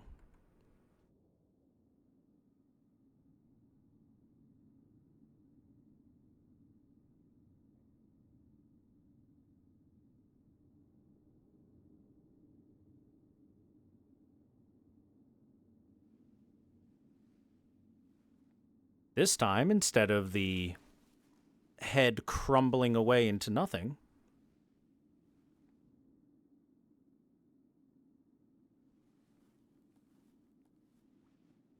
we get a little super glue, spackle it on there. Easy.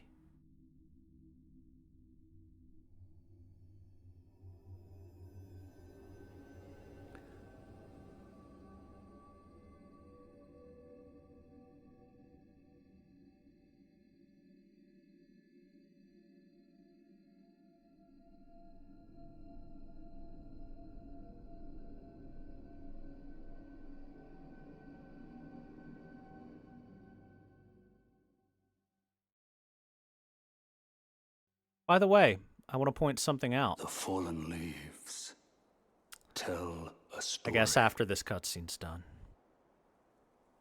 of how a tarnished became Elden Lord. In our home, across the fog, the lands between.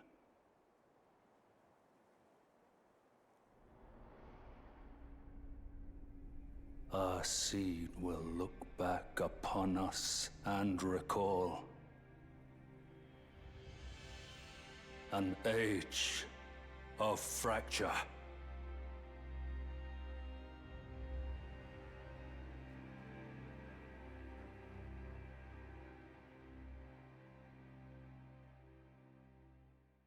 So that's the basic bitch ending. But I do want to point out real quick that one thing that's very interesting is that the Elden Ring goes back to what remains of Marika rather than being the Elden Beast itself now. Marika's plan technically worked. We have slain a god. The Elden Beast is gone. The Elden Rune being repaired now lives on within Marika. Marika is the Elden Ring. She didn't fail completely in her plans. Even in death, she found success.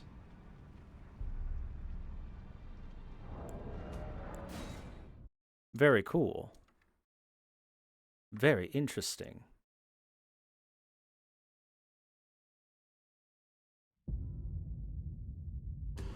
That's the basic ending. But remember, there's quite a few endings here. We're going to do the next bad ending after the Flame of Frenzy. The Flame of Frenzy is the baddest ending. The next one will involve us using this, the Mending Rune of the Fell Curse. The loathsome rune gestated by the Dung Eater, used to restore the fractured Elden Ring when brandished by the Elden Lord. The reviled curse will last eternally. The world's children, the grandchildren, every generation hence will be its pustules. Order will be defiled entirely. And then defilement is defilement no more. For every curse, a cursed blessing.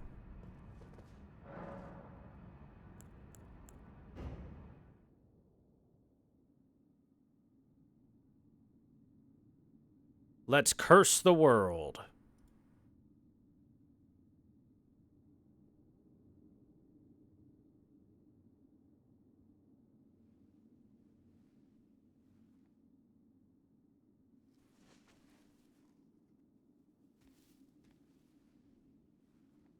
Again, with all these mending runes, they're going to have this same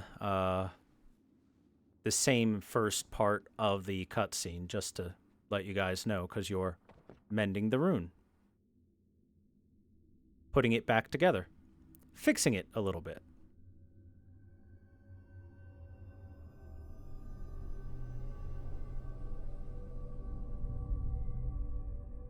But this time, you can see the curse within it. Oh, and definitely putting a little more into it. Even just by the grace of mending it, we're adding destined death back in. We're not redoing the Golden Order. The fallen leaves tell a story. For now, at least. Of how a tarnished became Elden Lord. The sky is poo-poo. Oh, God. In our home, across the fog, the lands between. Why did I think the Dung Eater would have a good sky? Oh, no. Our seed will look back upon us and recall.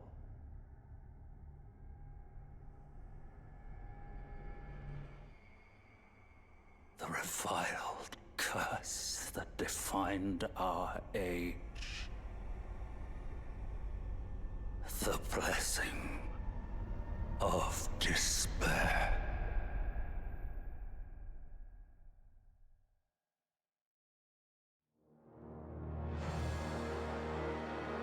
That is the horrible Dung Eater curse ending. The Age of Poo-Poo, yes. Essentially, that curses the lineages of everyone forever. And the curse could manifest itself in any different number of ways. For example, because the seed beds were constantly filled with little omen horns, maybe it forces people to become grotesque omens or disgusting creatures similar to that.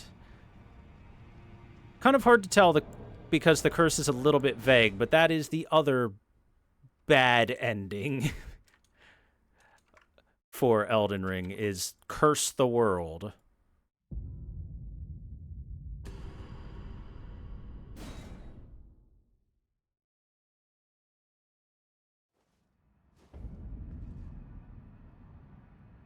Always understood the mending endings as implying that nothing fundamentally changes, since this uses the same fallen leaf. Well, here's what changes. A new age begins. It's just like when the Age of Dragons ended and the Age of Men began. The difference is that the Erd Tree is still here instead of a new tree beginning. It's not the exact same as the Golden Order or anything, or Marika's Age or anything like that. They are different. You are still putting things back together similar to what they were before, because you're mending what was broken and adding a little bit more. So it's not the same age. It's still different, but not greatly different. Let us use the mending rune of perfect order. I'm perfect. Alright, put that head back on. This time, give it a spit shine first, though.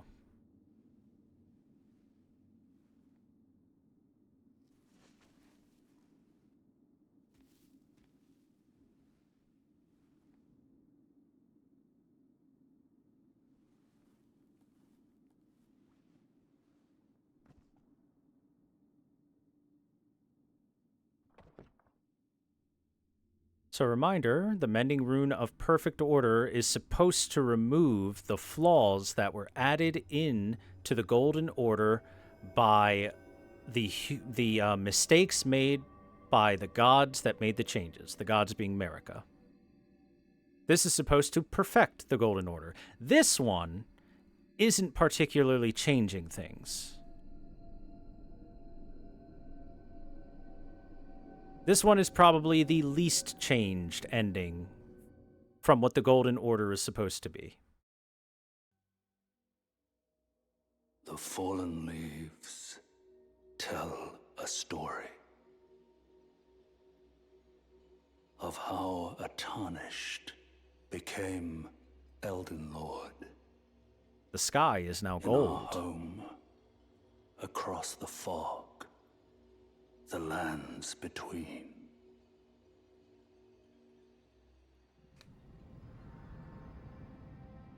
Our seed will look back upon us and recall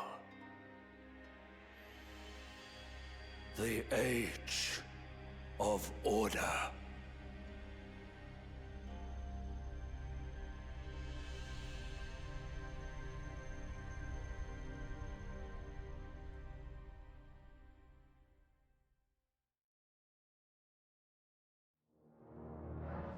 So if I were to take a stab at what I think the Age of Order is like, it is supposed to be what things were like before Marika meddled into the Elden Ring and changed things. Death is returned to the Elden Ring. Any meddling to the Elden Ring is undone, and it's sent back to its fundamental original state, and the laws of the universe go on as they're supposed to. No more eternity, no more rebirth, none of that.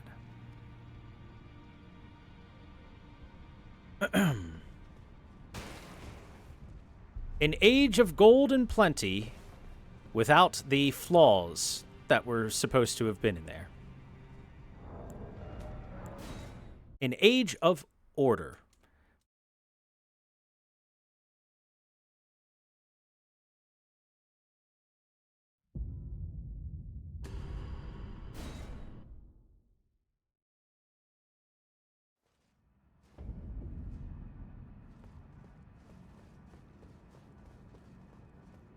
By the way, I'm personally going through these in the order of worst to best for the lands between, with the exception of doing the Mend the Elden Ring and Fell Curse out of order. I think Fell Curse is worse than just mending the Elden Ring and keeping the status quo, because the poo-poo sky looks pretty bad. But let's now use the Mending Rune of the Death Prince.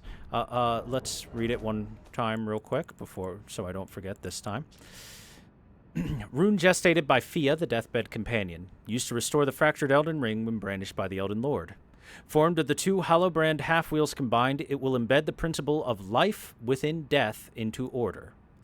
The Golden Order was created by confining destined death, and thus this new order will be one of death restored.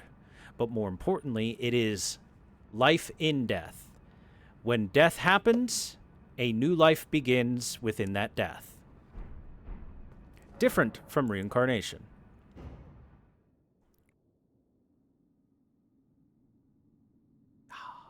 Don't need to see that.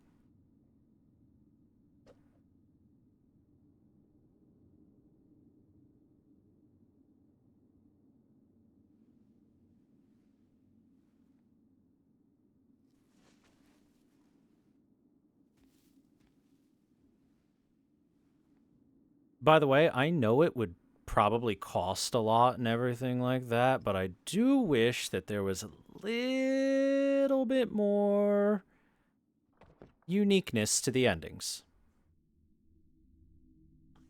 But I think it's on purpose that mending the Elden Rune and not doing any major changes all looks relatively similar. I think that's on purpose.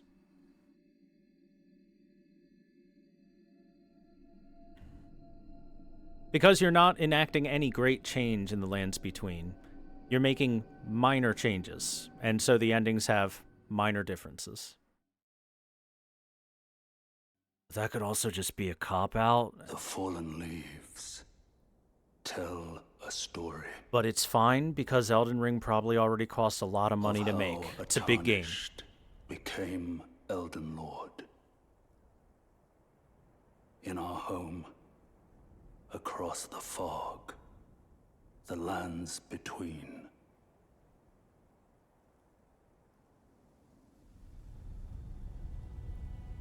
Our seed will look back upon us and recall the age of the Duskborn.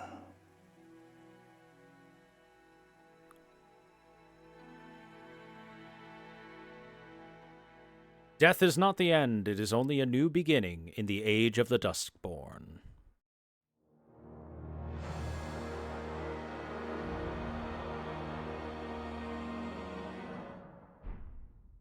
Again, I really wish they expanded those endings just a little bit, just to give a little bit more of a clue of what happens in these ages.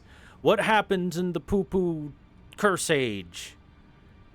What happens in the Duskborn Age? How many skeletons are there? What happens in the Perfect Golden Order Age, etc., etc.? I really wish that they would give just a little peek into it. A little follow-up. It doesn't have to be long, like, 10, 20-second follow-up.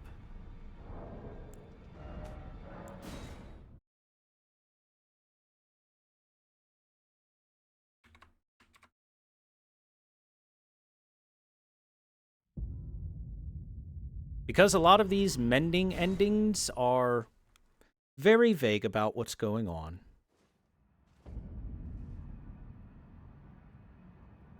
Yeah, show some people. Show some places, stuff like that. So, we've mended the Elden Ring in all the different ways. We've burned the world. What does Ranni, what does our waifu have to offer us?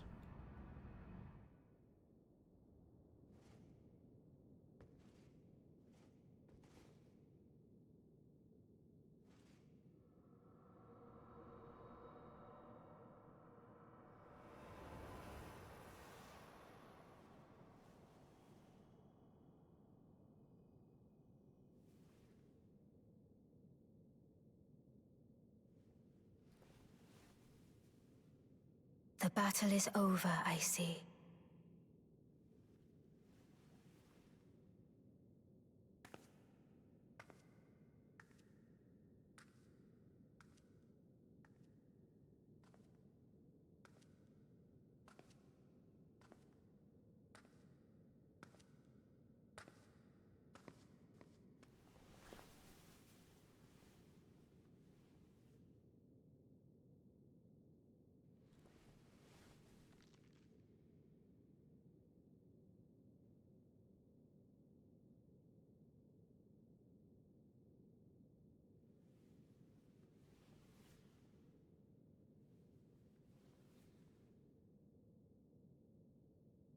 I do solemnly swear to every living being and every living soul. Now cometh the age of the stars. 1,000-year voyage under the wisdom of the moon. Here beginneth the chill night that encompasses all, reaching the great beyond. Into fear, doubt, and loneliness. As the path stretcheth into darkness.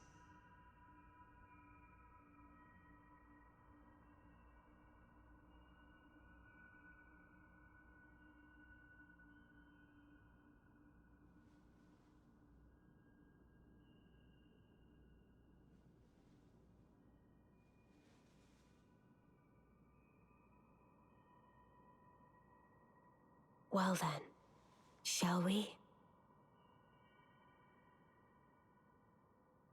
She still got the ring on her finger. My fair consort eternal.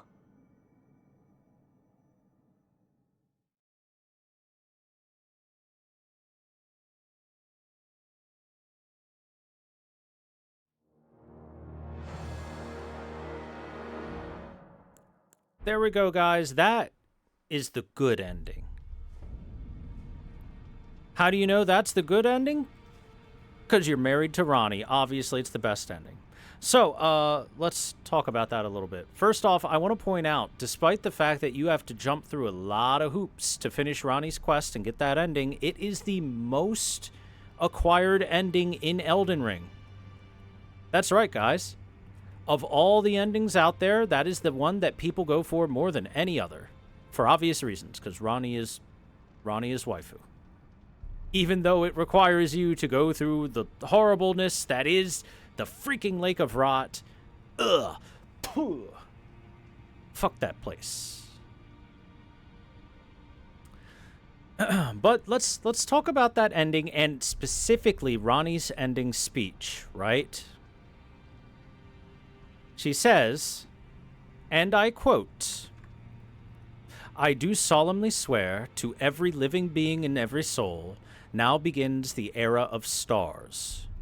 A 1,000-year journey under the wisdom of the moon. My chill night, all of it. Think of it as far away, as we walk the dark path of fear, doubt, and loneliness." Right? I'm going to also read a more literal translation of the Japanese. I'm going to look up exactly what the Japanese is, right? It says, or at least in Ronnie's Rise, she says, "My order will not be one of gold. It will be an order of the stars and moon and chill night. I desire to keep it far away from this land. Even if life and souls are one with order, it should be kept far away. Indeed, it is best if one cannot see it, feel it, believe in it, or even perceive it. Which is why I will abandon this land together with my order." Her entire thing is to kick out the influence of all outer gods from the lands between, to establish the order under the guise of the chill night, the stars, and the moon, and to defend the lands between from the interference of any outer gods, while they themselves, the gods and the gods of this era, aka Ronnie herself, who is now the new god of this age, and us, her consort eternal, her Elden Lord, basically, shall keep ourselves far away from the land. God shall not interfere, and life shall find a way on its own without that guidance, which is why it is a dark path of fear, doubt, and loneliness.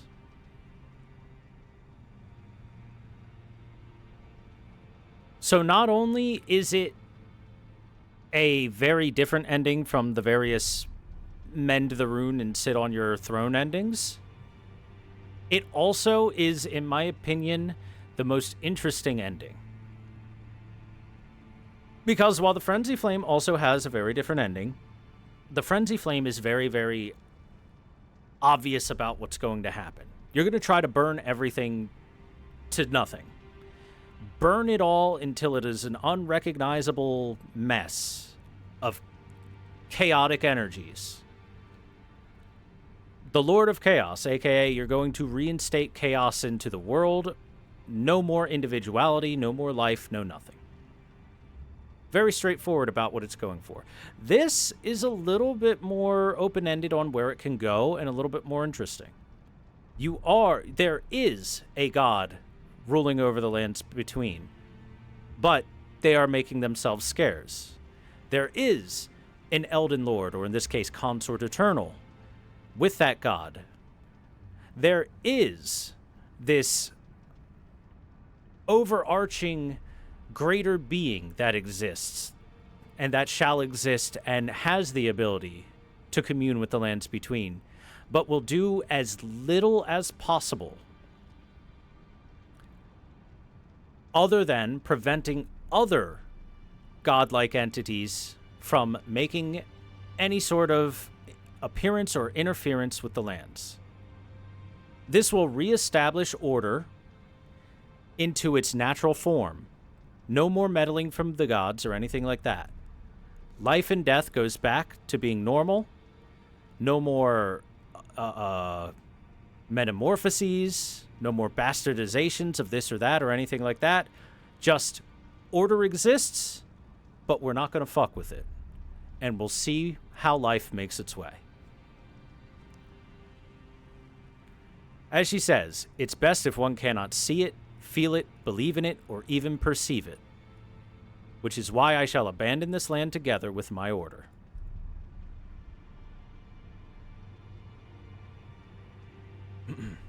Why does she think it's going to be orderly and not just lead to another shattering war of people trying to take power for themselves? Because that power, that godlike power, the greater runes, the ability to affect life, death, concepts themselves that's going to be gone. That is no longer going to be physically attainable by someone.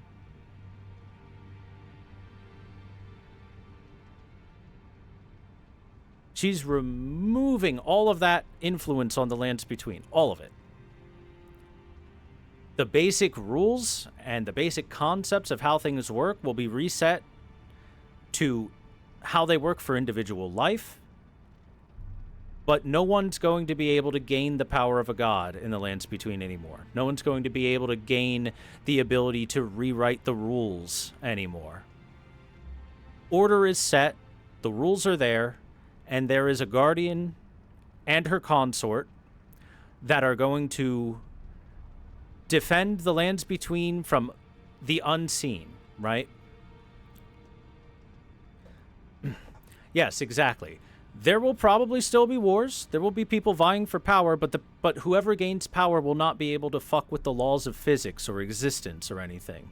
There's no longer going to be the possibility that someone lights themselves and the entirety of existence on fire.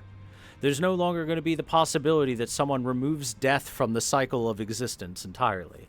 There's no longer going to be the ability for someone to say, hey, you know what I think? I think rot is super cool. Let's worship this god of rot, and then there's a giant lake of rot everywhere. That's all going away. No more of the interference of gods. The age of mortals begins in the lands between. That's how I see it. The age of mortals is what's coming. While she calls it the age of stars, the era of stars, a 1,000-year journey under the wisdom of the moon. And maybe 1,000 years is, like just a number plucked out of nowhere, but still. The way that she describes it is to remove the influence and meddling of any godlike being, including herself. Including herself. She will abandon this land together with her order and her consort eternal. That's why I see that as the good ending. There is no more going to be the threat of, I don't know, some insanely crazy person that wants to smear poo on everyone, gaining the ability to rewrite the laws of existence and smear poo on everyone from their birth until they're... and pooify the entire lineage.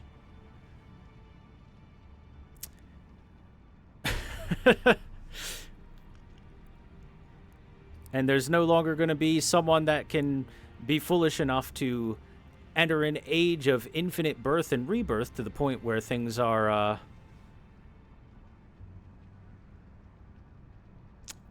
starting to wear out hollow out and lose their luster over time.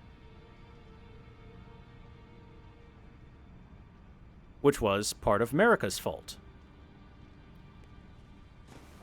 It's the most pragmatic ending that you can get, is the Age of Stars ending with Ranni of, we're going to get rid of all the gods, we're going to keep them out of the lands between forever, we're going to let the lands heal themselves, because as the cycles of death enter things again, then things will naturally start to heal over time, and we're going to prevent the meddling of outer gods, because as we've seen, the meddling of outer gods causes shit to go sideways pretty easily, and things get bad.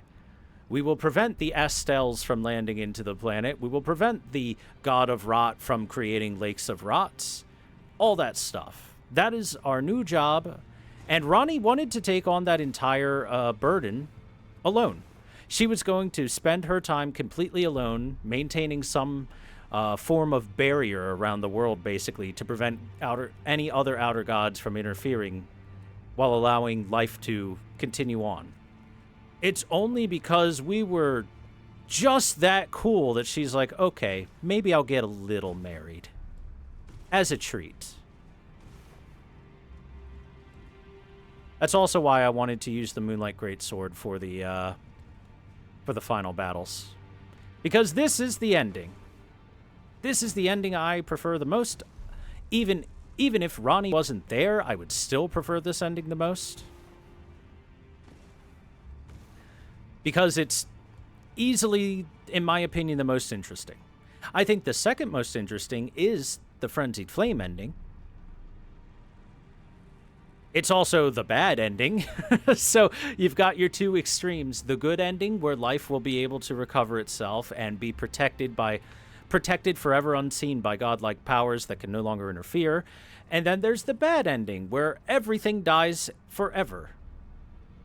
Slight difference at the opposite ends of the spectrum, but still. It's also the ending that I think provides the most... It's the most ending of the endings. Because it finally removes the power of the gods from the lands, and that means that another Elden Ring can't really happen, because there's no more godlike power for people to war over. Instead, at best, maybe you'll get, like, I don't know, a Sekiro or something to happen. Wait, no, there's still godlike power in that. You'll get a Call of Duty to happen eventually, I guess.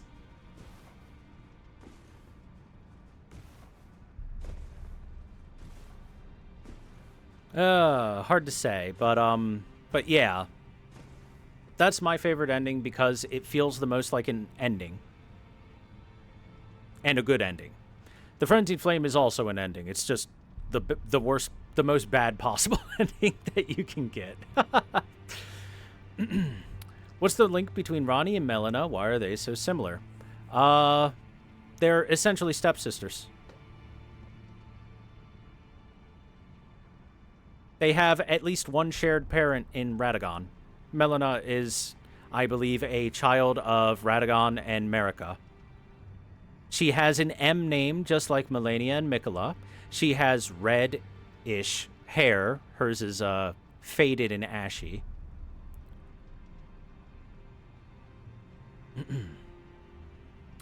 And she has a history of being born at the foot of the Erd Tree, and has a vested interest in the ongoings of the lands between, and of propping up a lord.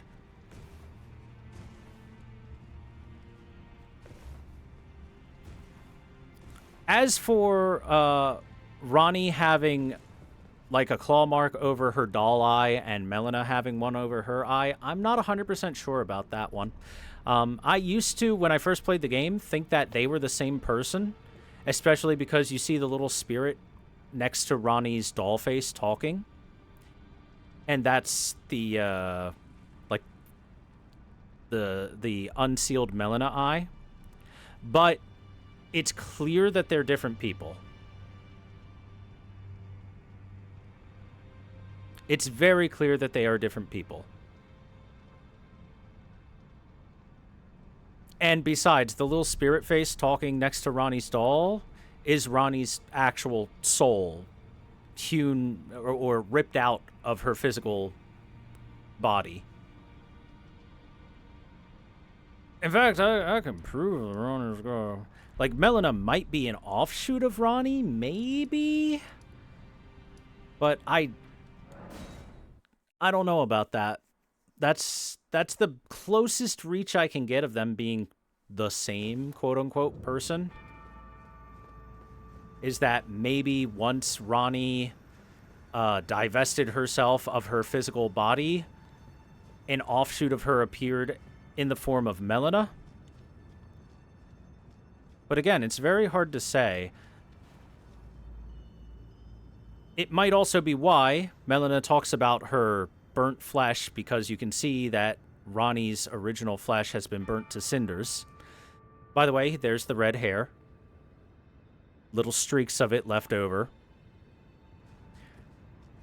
So that's a possibility. It is straight up a possibility that Melina and Ronnie are technically the same person, the exact same way that Millicent and Melania are, and that she is an offshoot of her.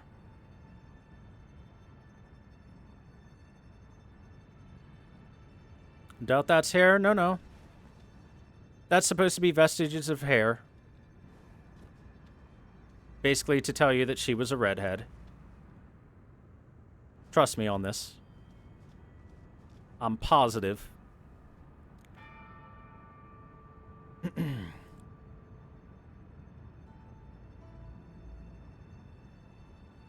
So yeah,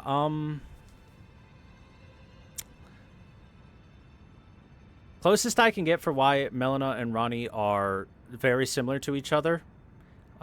If they are supposed to be basically the same person, would be Melina being an offshoot of Ronnie. And, you know, pieces of the puzzle fit together for that.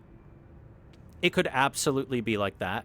In fact, the Frenzied Flame ending also seems to support that theory a little bit, considering in that one, Melina's hair has gone completely dark, her eyes have changed hue and become glow-eyed, and one of her eyes is glowing blue, and she says she's bringing destined death to the Lord of Chaos, aka to kill us.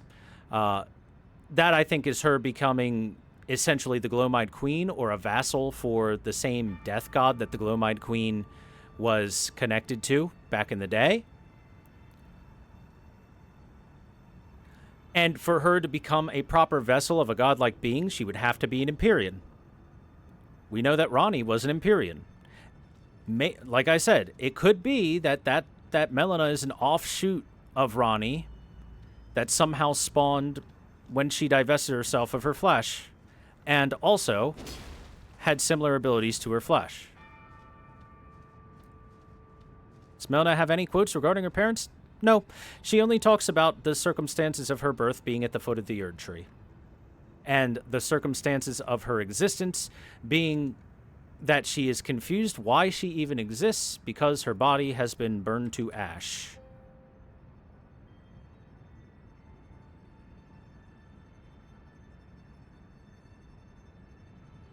Yeah, her purpose. Me, I'm searching for my purpose given to me by my mother inside the Erd Tree long ago. For the reason that I yet live, burned and bodiless.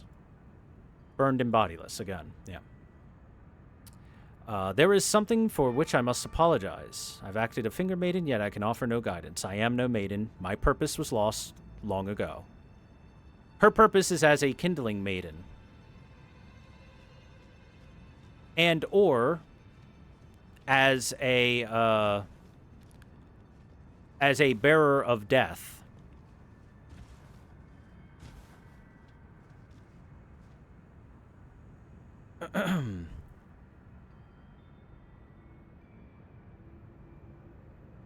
Also, Empyreans aren't always born as twins.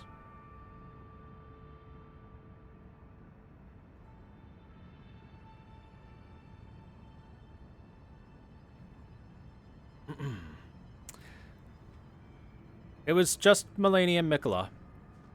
And they possibly might have even been triplets with Melina, or Melina might have come later, or Melina might have come before, or Melina might be an offshoot of Ronnie, like we've said. There's no definitive answer. There's only various guesses that we can make, and hope that we're as accurate as possible, as close as possible. The DLC will hopefully shed a little bit more light onto some of these questions that we're left with, but more than likely, because I've played FromSoft games before, the DLC is going to bring us a lot more questions than answers.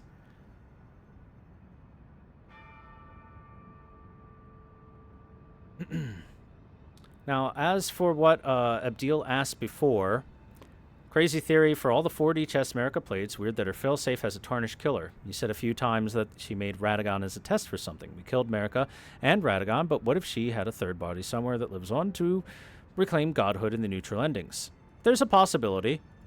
But I like to think that that's not something that happened, just because there's nothing whatsoever in the game to support that. Usually there's at least even the tiniest hint. The teeniest, tiniest little hint. Like this offshoot of Ronnie thing, there's hints that could be true. There are puzzle pieces that fit together to form an answer there that says, yeah, that could work. But there's no tiny hint at all that Marika ever made any other bodies or any other personalities or anything like that.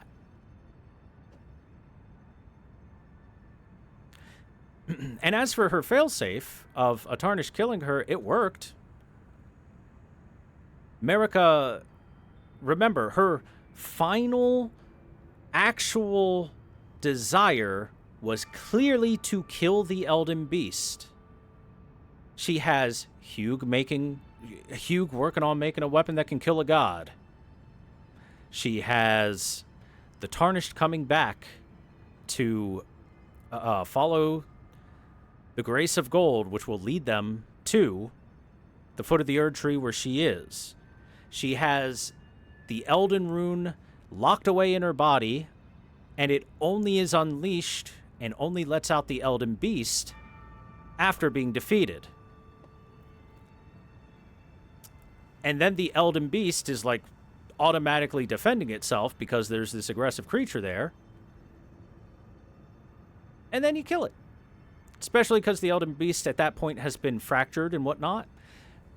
It feels like a lot of this stuff was all in service of getting rid of the Elden Beast and kicking out some of the influence of the Greater Will, if not all of it. If anything, Marika might have even worked together with Ronnie. Which is another thing that kind of fits the puzzle pieces together of Melina possibly being an offshoot of Ronnie. But her purpose, as she said, given to her by her mother inside the Erd Tree long ago. Her mother inside the Erd Tree, I can't imagine, is anyone but Marika. And for that reason, she lives, burned, and bodiless. So that's, like, the theory of Ronnie and Melina being linked is certainly not a bad one. And there's lots of different little things put together that point towards it being a big maybe. I super don't mind that theory, and I'm fully willing to say, yeah, that tracks, that works. There's also the possibility Melina's a secret child. Who knows? Why would she want to get rid of the Elden Beast if not to gain more power for herself? If we're going back to my theory of her pulling an Odin to try and understand the runes and whatnot,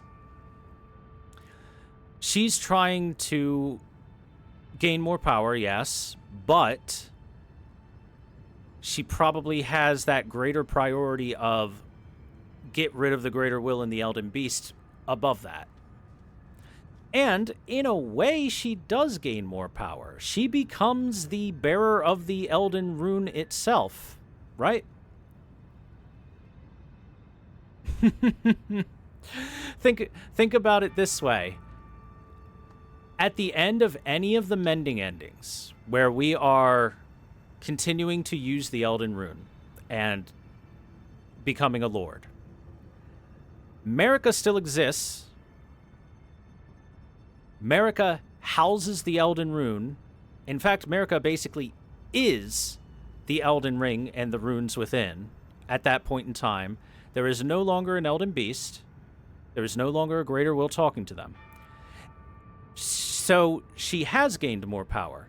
But this might be similar to what the Greater Will itself is. She might be on a different plane of existence by that point in time, to where she can no longer directly interact with this world unless it's through a vessel or something.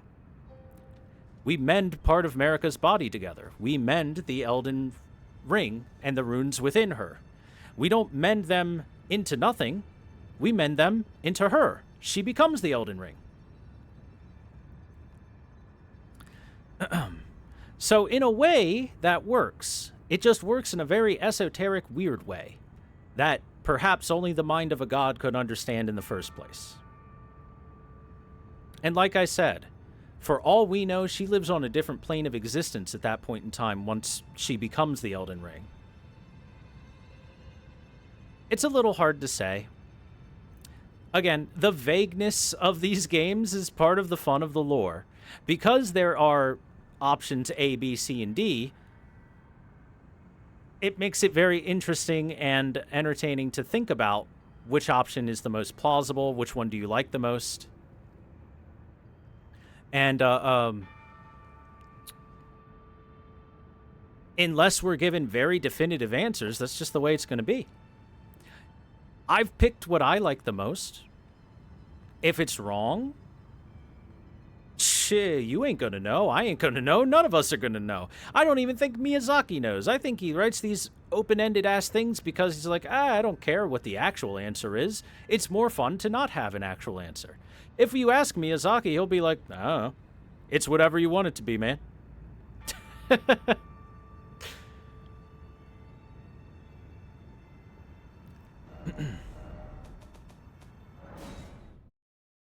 And that, everyone, is the lore of Elden Ring. He's just too lazy to end it? Nah, man. Sekiro has a very, shut ending, or endings. Armored Core has that stuff. It's not like Miyazaki can't write an ending. Can absolutely write a non-open-ended ending. But let's be honest, it's often enough very fun to just have these vague open-ended endings, and what might be, might be. Take your guess. Take your best stab at it. Or meanwhile, maybe he's just not very good at writing endings and this works for him. That could be true too. After all, I don't think Sekiro had the greatest ending in the world, but it's alright, I guess. So, that's Elden Ring lore, everyone, as best as I can present it. I hope you enjoyed. I hope this was good for you, and I hope everyone's looking forward to the DLC. I know I am.